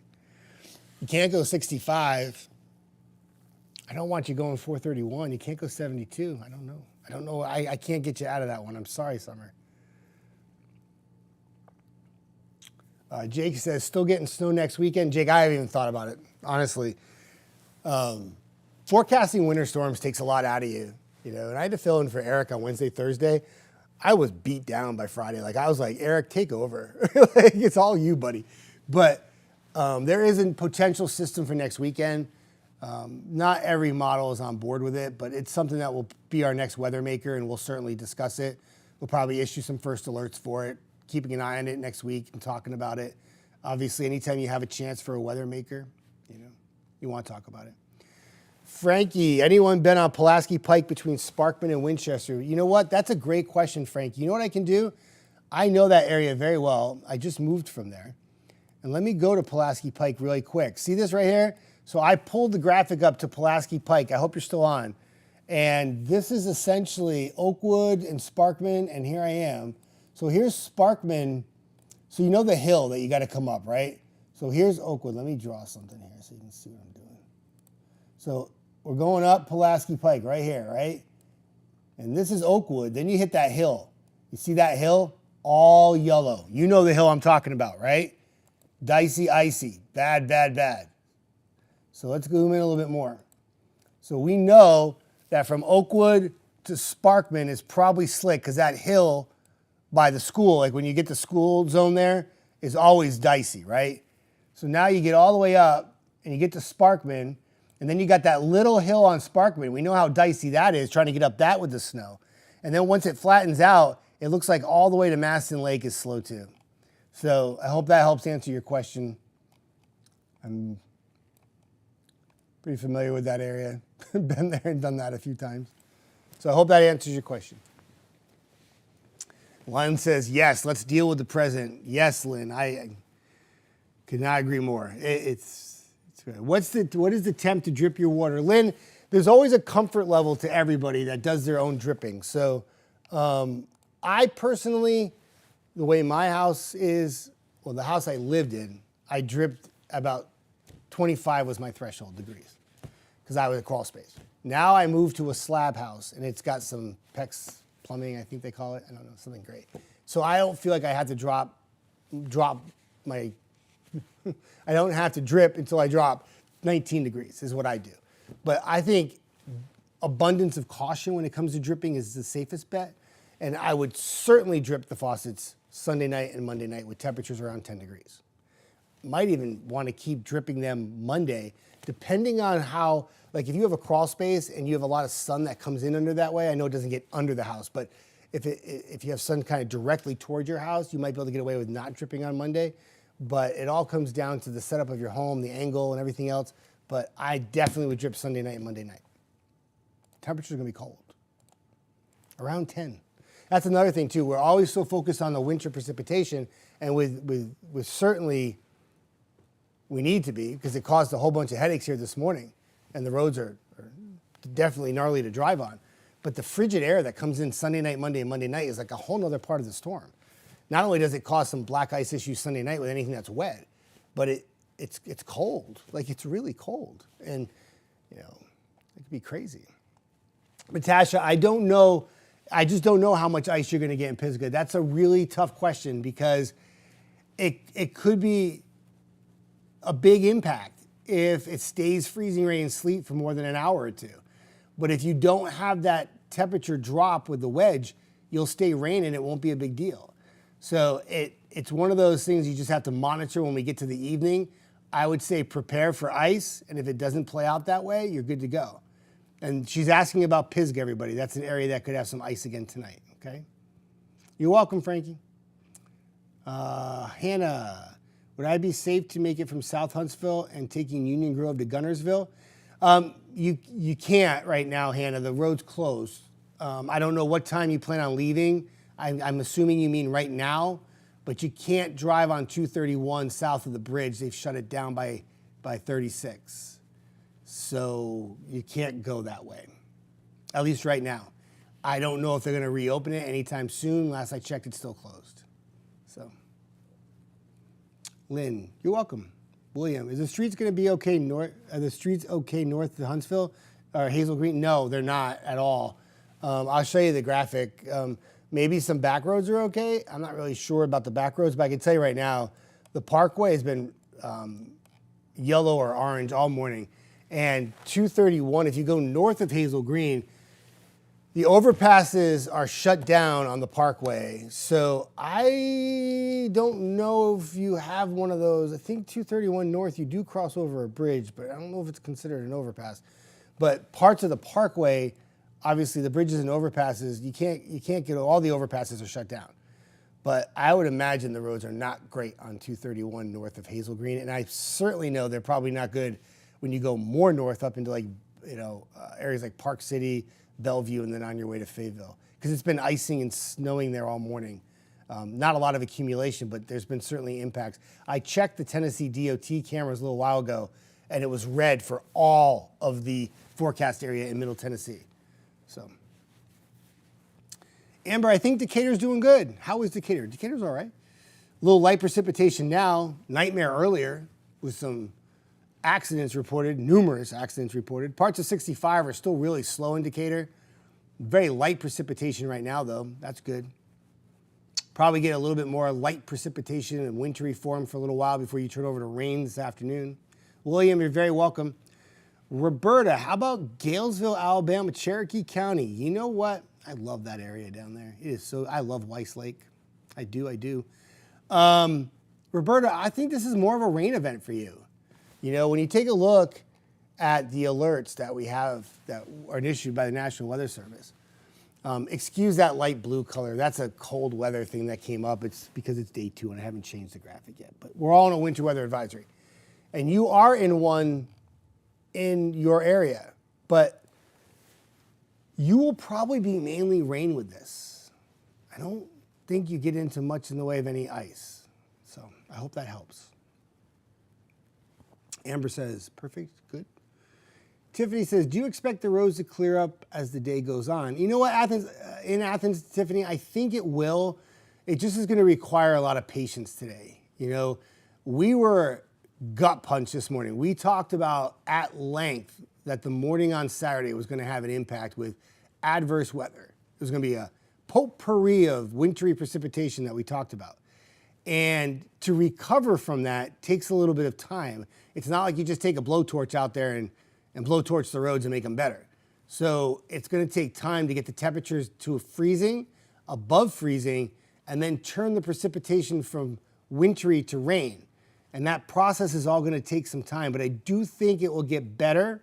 I think municipalities this go around with wintry precipitation, they are on it. Like they want, I feel like it's like a vendetta to prove to the public that they can handle wintry weather. I saw more salt trucks this morning on the algo cameras taking care of those roads than I've seen in 3 years I've ever worked here, which means they are doing their thing. So I would say, yes, they'll get better. I would say just understand it may not be right away. It might take a little while, like 2, 3 o'clock. We'll keep an eye on it. I'll keep updates coming. I threw the traffic graphics into my weather thing so I can keep track of the road updates and stuff. And I got email open in case we get anything from Huntsville police. And I've been keeping an eye on that. I got road closure updates and stuff like that. I've already named them all off. For those of you who are just coming in, let me go ahead and fire them off one more time, okay? This is the road closure update at 10 a.m. Nathan, thank you for sending this to me. I don't know if you're watching the stream or not, but I see it in the email, so I'm going to read it. Current closures include Green Mountain Road, pretty much anytime we have any ice. Bankhead Parkway, that windy pink, yeah, that makes sense. Memorial Parkway overpasses. Chapman Mountain Highway 72 just past Moore's Mill Road is closed. I-565 east and westbound, yep, major highway.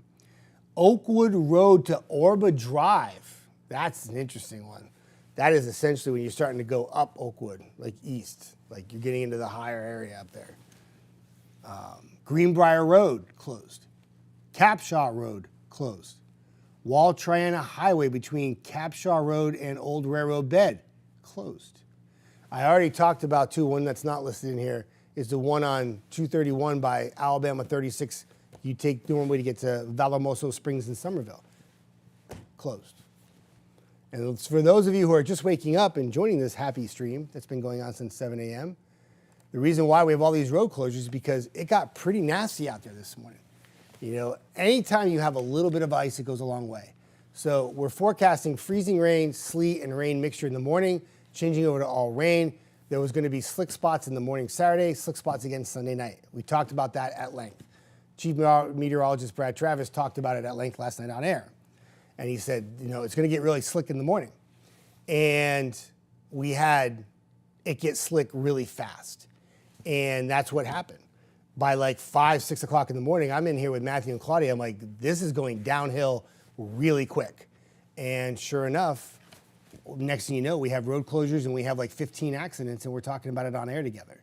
So it went from like frozen precipitation to really, really nasty roads quickly. And it seemed to affect a lot of the Huntsville metro area, Decatur, Athens, Huntsville. And that's why we've had some adversity here this morning. We're still dealing with some snow, some sleet. Let me take a look at the cameras, everybody. I haven't done a camera check in a minute. Let me just see what we got going on. Gives me a chance to have some coffee too. That Huntsville camera is so helpful right now. What would I do without it? That's the ice on the camera, everybody. Socked in. Athens, see a lot of green grass. Don't see anything really on the roads. I know you've had some sleet. Temperature's still 25 though. That's cold. I have the East Limestone camera pointed to trees so I can see if there's any accretion on the trees. I don't see that. The one area that we've seen a little white on the roads is some sleet that was falling in the shoals earlier and it accumulated a bit. Now it looks more like probably some freezing rain and sleet falling. You can see the droplets of rain falling on the shoals camera. That will freeze on contact on the ground because the temperatures are still below freezing, everybody. Gunnersville is an improvement. It hasn't rained or sleeted or done anything in Guntersville for a while now. And that iced over camera has had a little time to dry, and I can actually see a little bit of Guntersville, which is nice. So just trying to go by and look at all the different things we got going on from this morning. I've watched cameras clear off. I've had cameras not clear off. Oh, you know which one I forgot? Decatur. Decatur was a nightmare this morning, but I couldn't see anything. I can see the bridge now. I'm going to check the cameras over in Decatur on the Algo page I have up. I can't pull them up on my computer, everybody, but I can definitely look at them on my own. And I know that earlier on the Hudson Memorial Bridge, it was very slick, but I'm happy to say cars look like they're not only going over the bridge, but they look like they're actually moving with efficiency, like maybe 35, 40 miles an hour. And that's because there hasn't been that much precipitation in Decatur in the last hour, if any at all. So we're seeing some improvements, which is really good. That's what we want to see.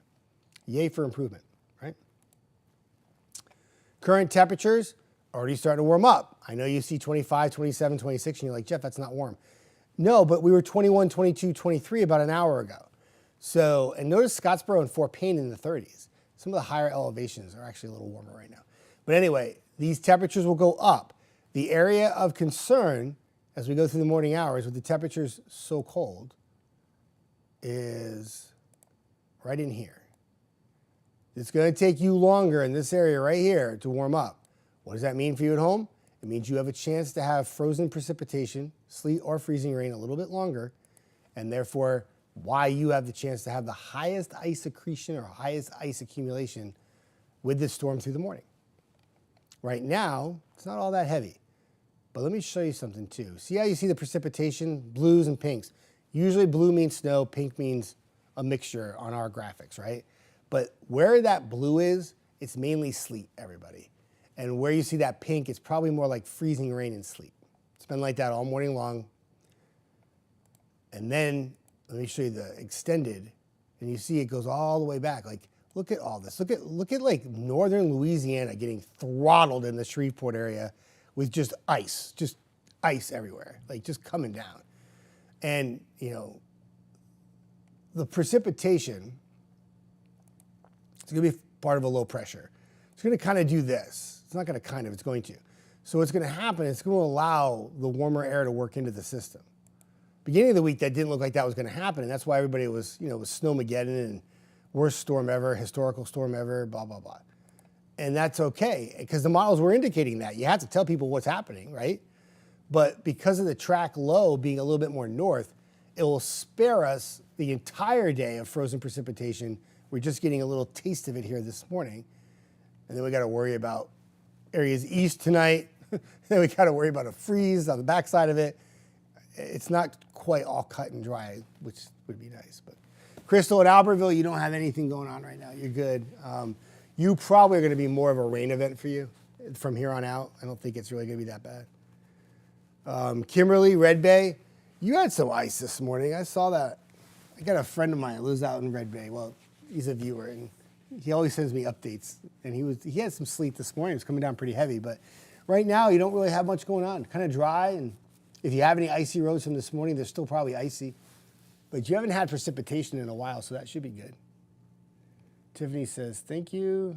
Barbara's on. Holding this stream. Wow.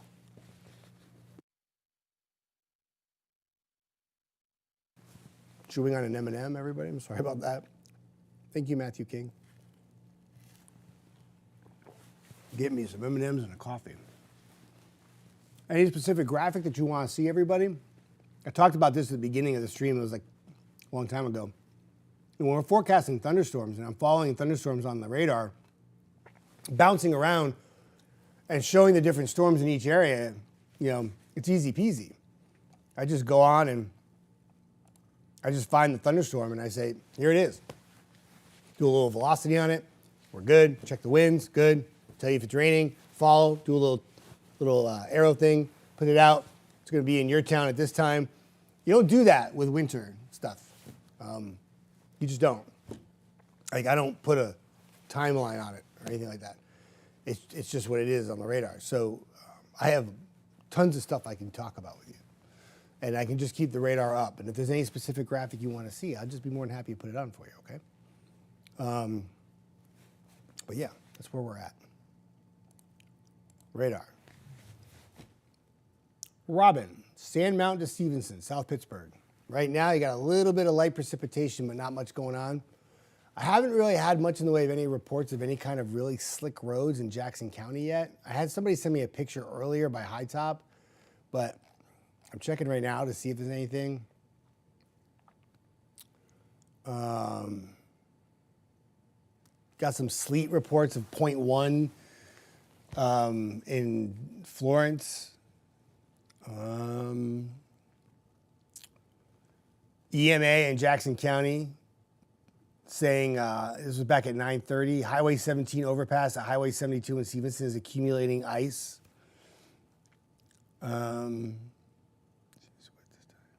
So, yeah, I mean, I think some slick spots for you there, and you're still not out of the woods. There's still a chance for some wintry precipitation in far northeast Alabama as we go into the late morning. And then you're going to change over to rain like everybody else. May have a brief period of some sleet and freezing rain tonight, but majority being rain from here on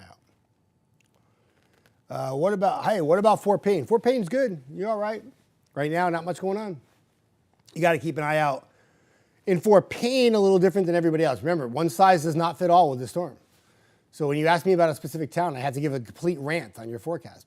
But Fort Payne is mainly a rain event in the afternoon, but you may transition to a little sleet and freezing rain tonight briefly before changing back to rain by morning. And during that process of the change, you could have some icy roads overnight in Fort Payne. Miles says, Lexington, Alabama, sleeting like crazy. It's a great update, Miles. I appreciate that. Nothing better than a little heavy sleet after a morning that has featured sleet and freezing rain and a little snow, right? Newport Bay said they were supposed to be discharged after lunch, so no. So TJ says, I'm at Keller, newborn baby. Oh, congratulations, first off, TJ, on the newborn baby. I can't see the rest of it. Trying to discharge afternoon, huh? I mean, if you could hold off on that drive just a little bit longer after that and give it to like maybe late afternoon, that might be good. So. Okay. I'm getting just a million asking town questions. So this is where I'm going to go back to the future radar and do that again. For those of you who have been unbelievable and watching this stream since 7:15, I love you. And you get to hear the future radar one more time. All right. Forecast. Right there. Sleet, freezing rain. That's at 10 o'clock. Fast forward to 2 p.m. Notice the green starting to show up. What does that mean? It means that warmer temperatures are working into the system. So if you are in a line from Athens to Moulton to Phil Campbell to Fayetteville and areas north and west, that process will take longer to change over to rainfall, but eventually you'll get there too. If you are south and east of there, that means the other direction. You have mainly rain with this event in the afternoon. You're pretty much done with the wintry precipitation. Going to 5 o'clock, I know it says 30 in Fayetteville and raining. That will probably be more like a 32, 33. You'll be very close. Same with Florence. The temperatures don't quite match the precipitation, but it's mainly a rain event by 5 p.m. for everybody, except for far northeastern Alabama, which could have a little bit of ice, like if you live in Long Island or Bryant, okay? By 7, 8 o'clock, just about rain for everybody. Almost everybody's above freezing at that point. Florence, Russellville, Phil Campbell, you might be like 32, 33, but you should be above freezing. Area of concern this evening will be areas east where you see that pink over by like Fort Payne and here, because that is the area that could lock in just enough cold that there could be a prolonged period of sleet and freezing rain overnight. If that does happen, you will still quickly change over to rain by morning. By 3, 4, 5 o'clock in the morning, it's pouring rain. Temperatures are in the 40s for most locations, 50s for parts of the area. You could have a few rumbles of thunder by 9 a.m., and then the heavy rain ejects out. Colder temperatures come in, and by 8 p.m., we're in the 20s, and anything that's wet is freezing back up again. Therefore, the question I just saw in there was Monday morning, could Huntsville have a black ice? I think it was Huntsville. Yes, you could. Especially where you have areas that are wet and angled. As that runoff comes across the road and then you freeze it, you could easily have that happen. Like Chapman Mountain is known for that. Like I drove up Chapman Mountain a couple weeks ago and there was just this one little patch of black ice. I hit that going about 60. If I had hit it the wrong way, I would have tipped my truck. So yes, there's a chance of black ice Sunday night into Monday, and that could influence your drive to work on Monday. And that's for all locations, everybody, not just Huntsville.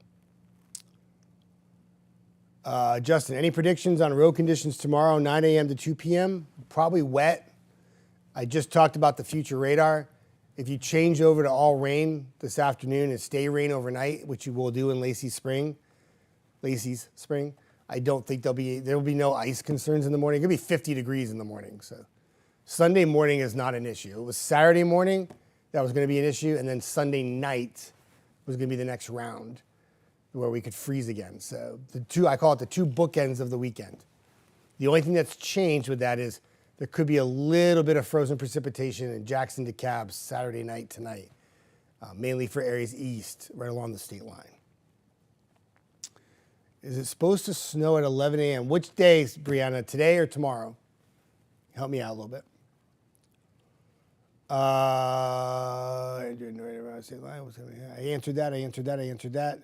Brianna, is it supposed to snow at 11? First off, where are you? That would help. Is it today or is it tomorrow that you're asking about? If it's tomorrow, no matter where you are. If you are talking about today, it depends on your location. Like if you're south of the river, in 25 minutes, it will not probably be icing or snowing. It will be dry. But if you're in Athens, you're probably going to have some light precipitation at 11 a.m. in the form of a little freezing rain and sleet. If you're in Florence, you'll probably have a little light precipitation. If you're trying to drive someplace, there's a lot of roads that are closed. And if you let me know where you have to drive, I'll let you know if you can get there, because most of the highways are closed right now. And that's because of the precipitation that we had earlier today in the morning. And we continue to track precipitation throughout the morning, not just in the form of sleet, freezing rain, but we had a little rain. We even had a little snow. We've had everything. We've had the whole kitchen sink. And all it's done is just lock up the area with some really treacherous roads that have been shut down. Many of the roads are not open right now. I gave you the list moments ago. If you want to hear the list again, just let me know. When I show this traffic graphic on all that yellow and orange on a busy traffic morning, it doesn't look that bad. But all that yellow and orange is all slowdowns across the entire area. And you're starting to see roads that are shut down. 72 from Gurley to Huntsville, can't go that way, from Moores Mill. Can't go up 231 in Lacey Spring to the bridge. Parts of 565 east and westbound, I think it's near Toyota Field, are shut down. At one point, 65 north from the bridge, Tennessee River Bridge, all the way up to the 565 connector was shut down because of a major accident. There was also a major accident at one point on 65 southbound by Huntsville, Browns Ferry Road. That has been cleared, but there was ramifications of slowdowns there for quite some time. So it's been a series of slowdowns, accidents, and the roads have been just really tough to navigate so far this morning.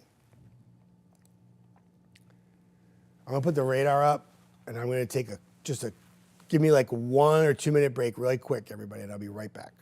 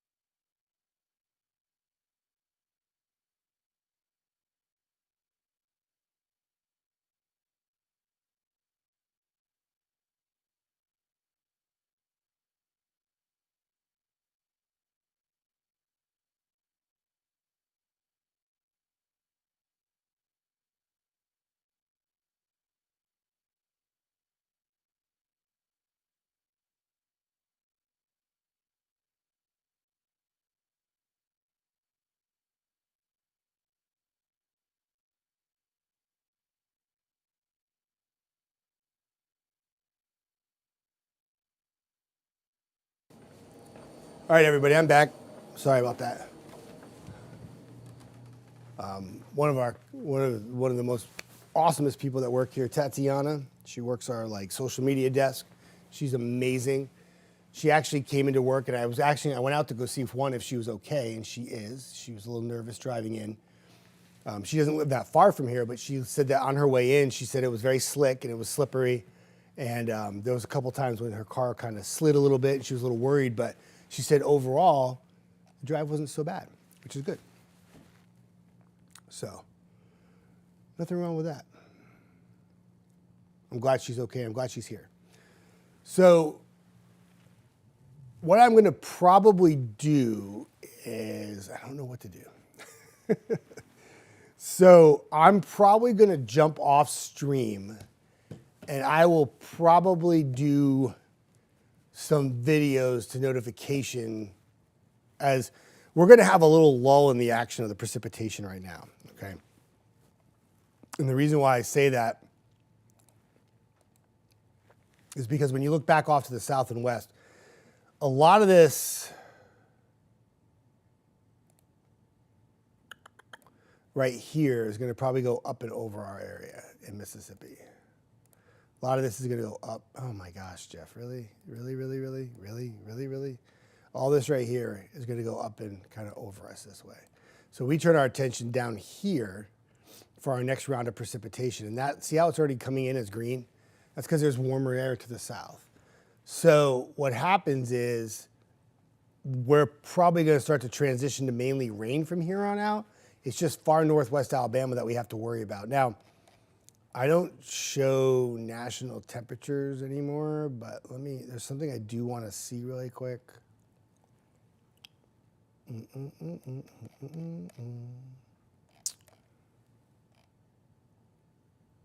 There's got to be a line. Yeah, so you see this? This is interesting right here. This is where our temperatures, I did it again. I'm going to drive myself crazy doing that.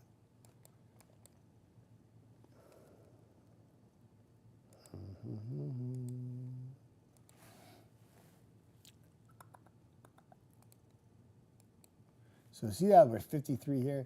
This is where our temperatures are going to come from tonight. But they're going to come at like this angle here. So it takes longer to get to here than it does here. My graphics are so technical. So what happens is we have to erode away the cold temperatures. I mean, look how cold it is in Memphis right now. It's 16 degrees. If we had been able to lock in that really cold, frigid air mass, this is why everybody was saying, blockbuster snow, historic ice storm, because the really frigid cold temperatures are not that far away. It's 19 in Nashville.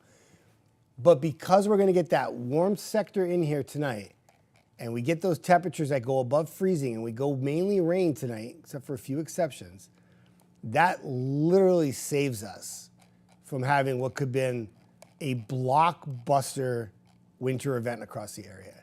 Like, the margin is that close with this. I mean, it's crazy. Like, if we could have just kept the cap on that warm air to the south, this would be all snow and ice. Like, the whole entire thing would be. We wouldn't be getting this break in the afternoon when temperatures rise above freezing and we get rainfall, right? So, it's kind of crazy. I mean, the amount of rain that we're going to get tonight and tomorrow morning would be the equivalent of like 2 to 3 feet of snow if it stayed snow. Now, other factors come into it, but just a straight up 10-to-1 ratio on it. It's like 20 to 30 inches of snow. That doesn't happen here.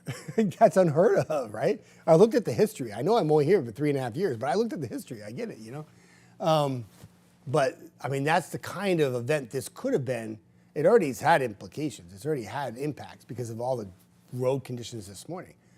But what happens is, if it had been more magnified with colder air locked in, this could have been something that you'd be talking about for decades to be part of.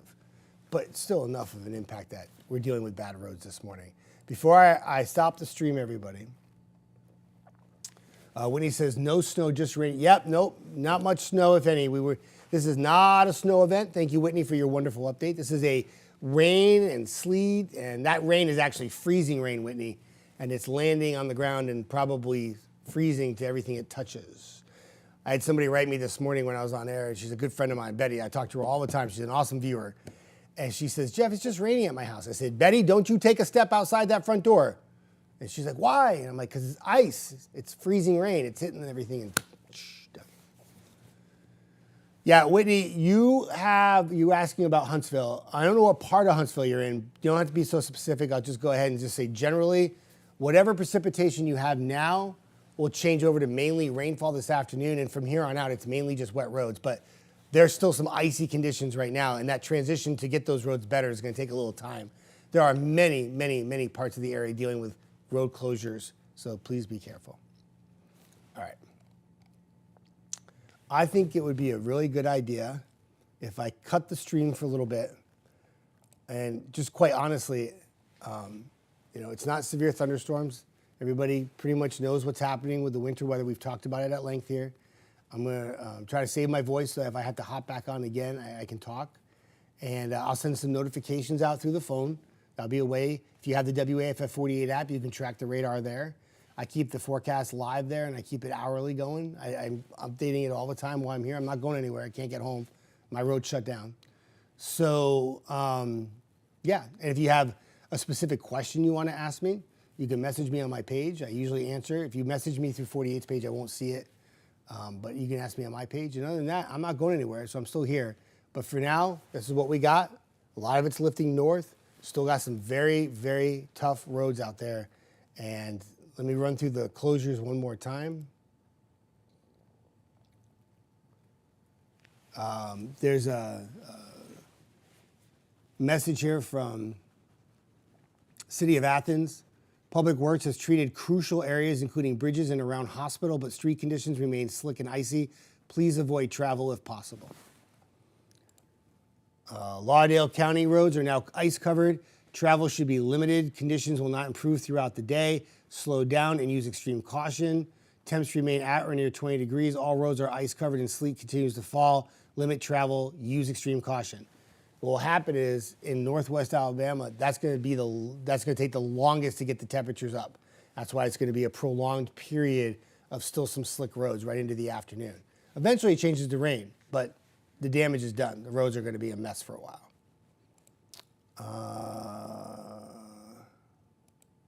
Road closures one more time. Green Mountain Road, Bankhead Parkway, Memorial Parkway, all the overpasses. Chapman Mountain, Highway 72 just past Moores Mill. 565 eastbound and westbound. And the closure looks like it's like near Toyota Field. Doesn't matter. If it's in the middle of 565, you can't go either way. Oakwood Road in Huntsville to Orba Drive. That's where you start to get to the higher elevations. Greenbrier Road, Capshaw Road, Wall Triana Highway between Capshaw Road and Old Railroad Bed. That was the closures as of 10 o'clock. I know parts of 231 are shut down by Alabama 36. You're trying to get to Valormoso Springs or Somerville if you're trying to go 36 that way. That's a sneaky way to go from east to west. If 565 is closed, but then they shut down that, so you can't do that. Doesn't work. Tyler says, is the rain going to freeze so we're screwed no matter what? No, Tyler, it's more than that. So you're going to turn to rain this afternoon and tonight and tomorrow morning. And yes, Sunday night, there'll be a chance where that rain could freeze again Sunday night into Monday. But if you're referring to the rain freezing for tonight, probably not the case because the temperatures are going to go up. In fact, some of the forecast models have us near 50 degrees by tomorrow morning at 5 a.m. Whether it comes to fruition or not, we'll see. Could even be some thunderstorms. It's crazy. No, Adam, no, that's not the case. You said no ice right now. Radar's, got rain stuff north, but you have a chance. Your time of getting precipitation that could be icy for you is not when everybody else has their time. Their time was this morning. Your time is actually tonight in Fort Payne, where you could have a little cold air damming right along the Georgia-Alabama state line. And while everybody else is warming up and raining, you may actually see your temperature drop and have a little sleet and freezing rain from about 10 p.m. to about 1 a.m. and then you change to rain. So I hope that helps. If you're asking about specific towns, there's a future cast on here that I probably have said about 20 times so far. It's really easy to find. And I'm going to shut this down for a little bit. I'm going to go wrap this up. I will be here for more updates. I'm not going anywhere. And I'm just going to keep an eye on the radar. That's all I'm going to do. No, a lot of the roads are closed, and we'll keep updates coming. I'm going to leave the radar up for just a minute. And I will be back on if I have to. And if not, I'll just update on the social media pages. And I'll send some notifications out so you get them on your phone, especially if you have the WAFF 48 app. Thanks for joining me this morning, everybody.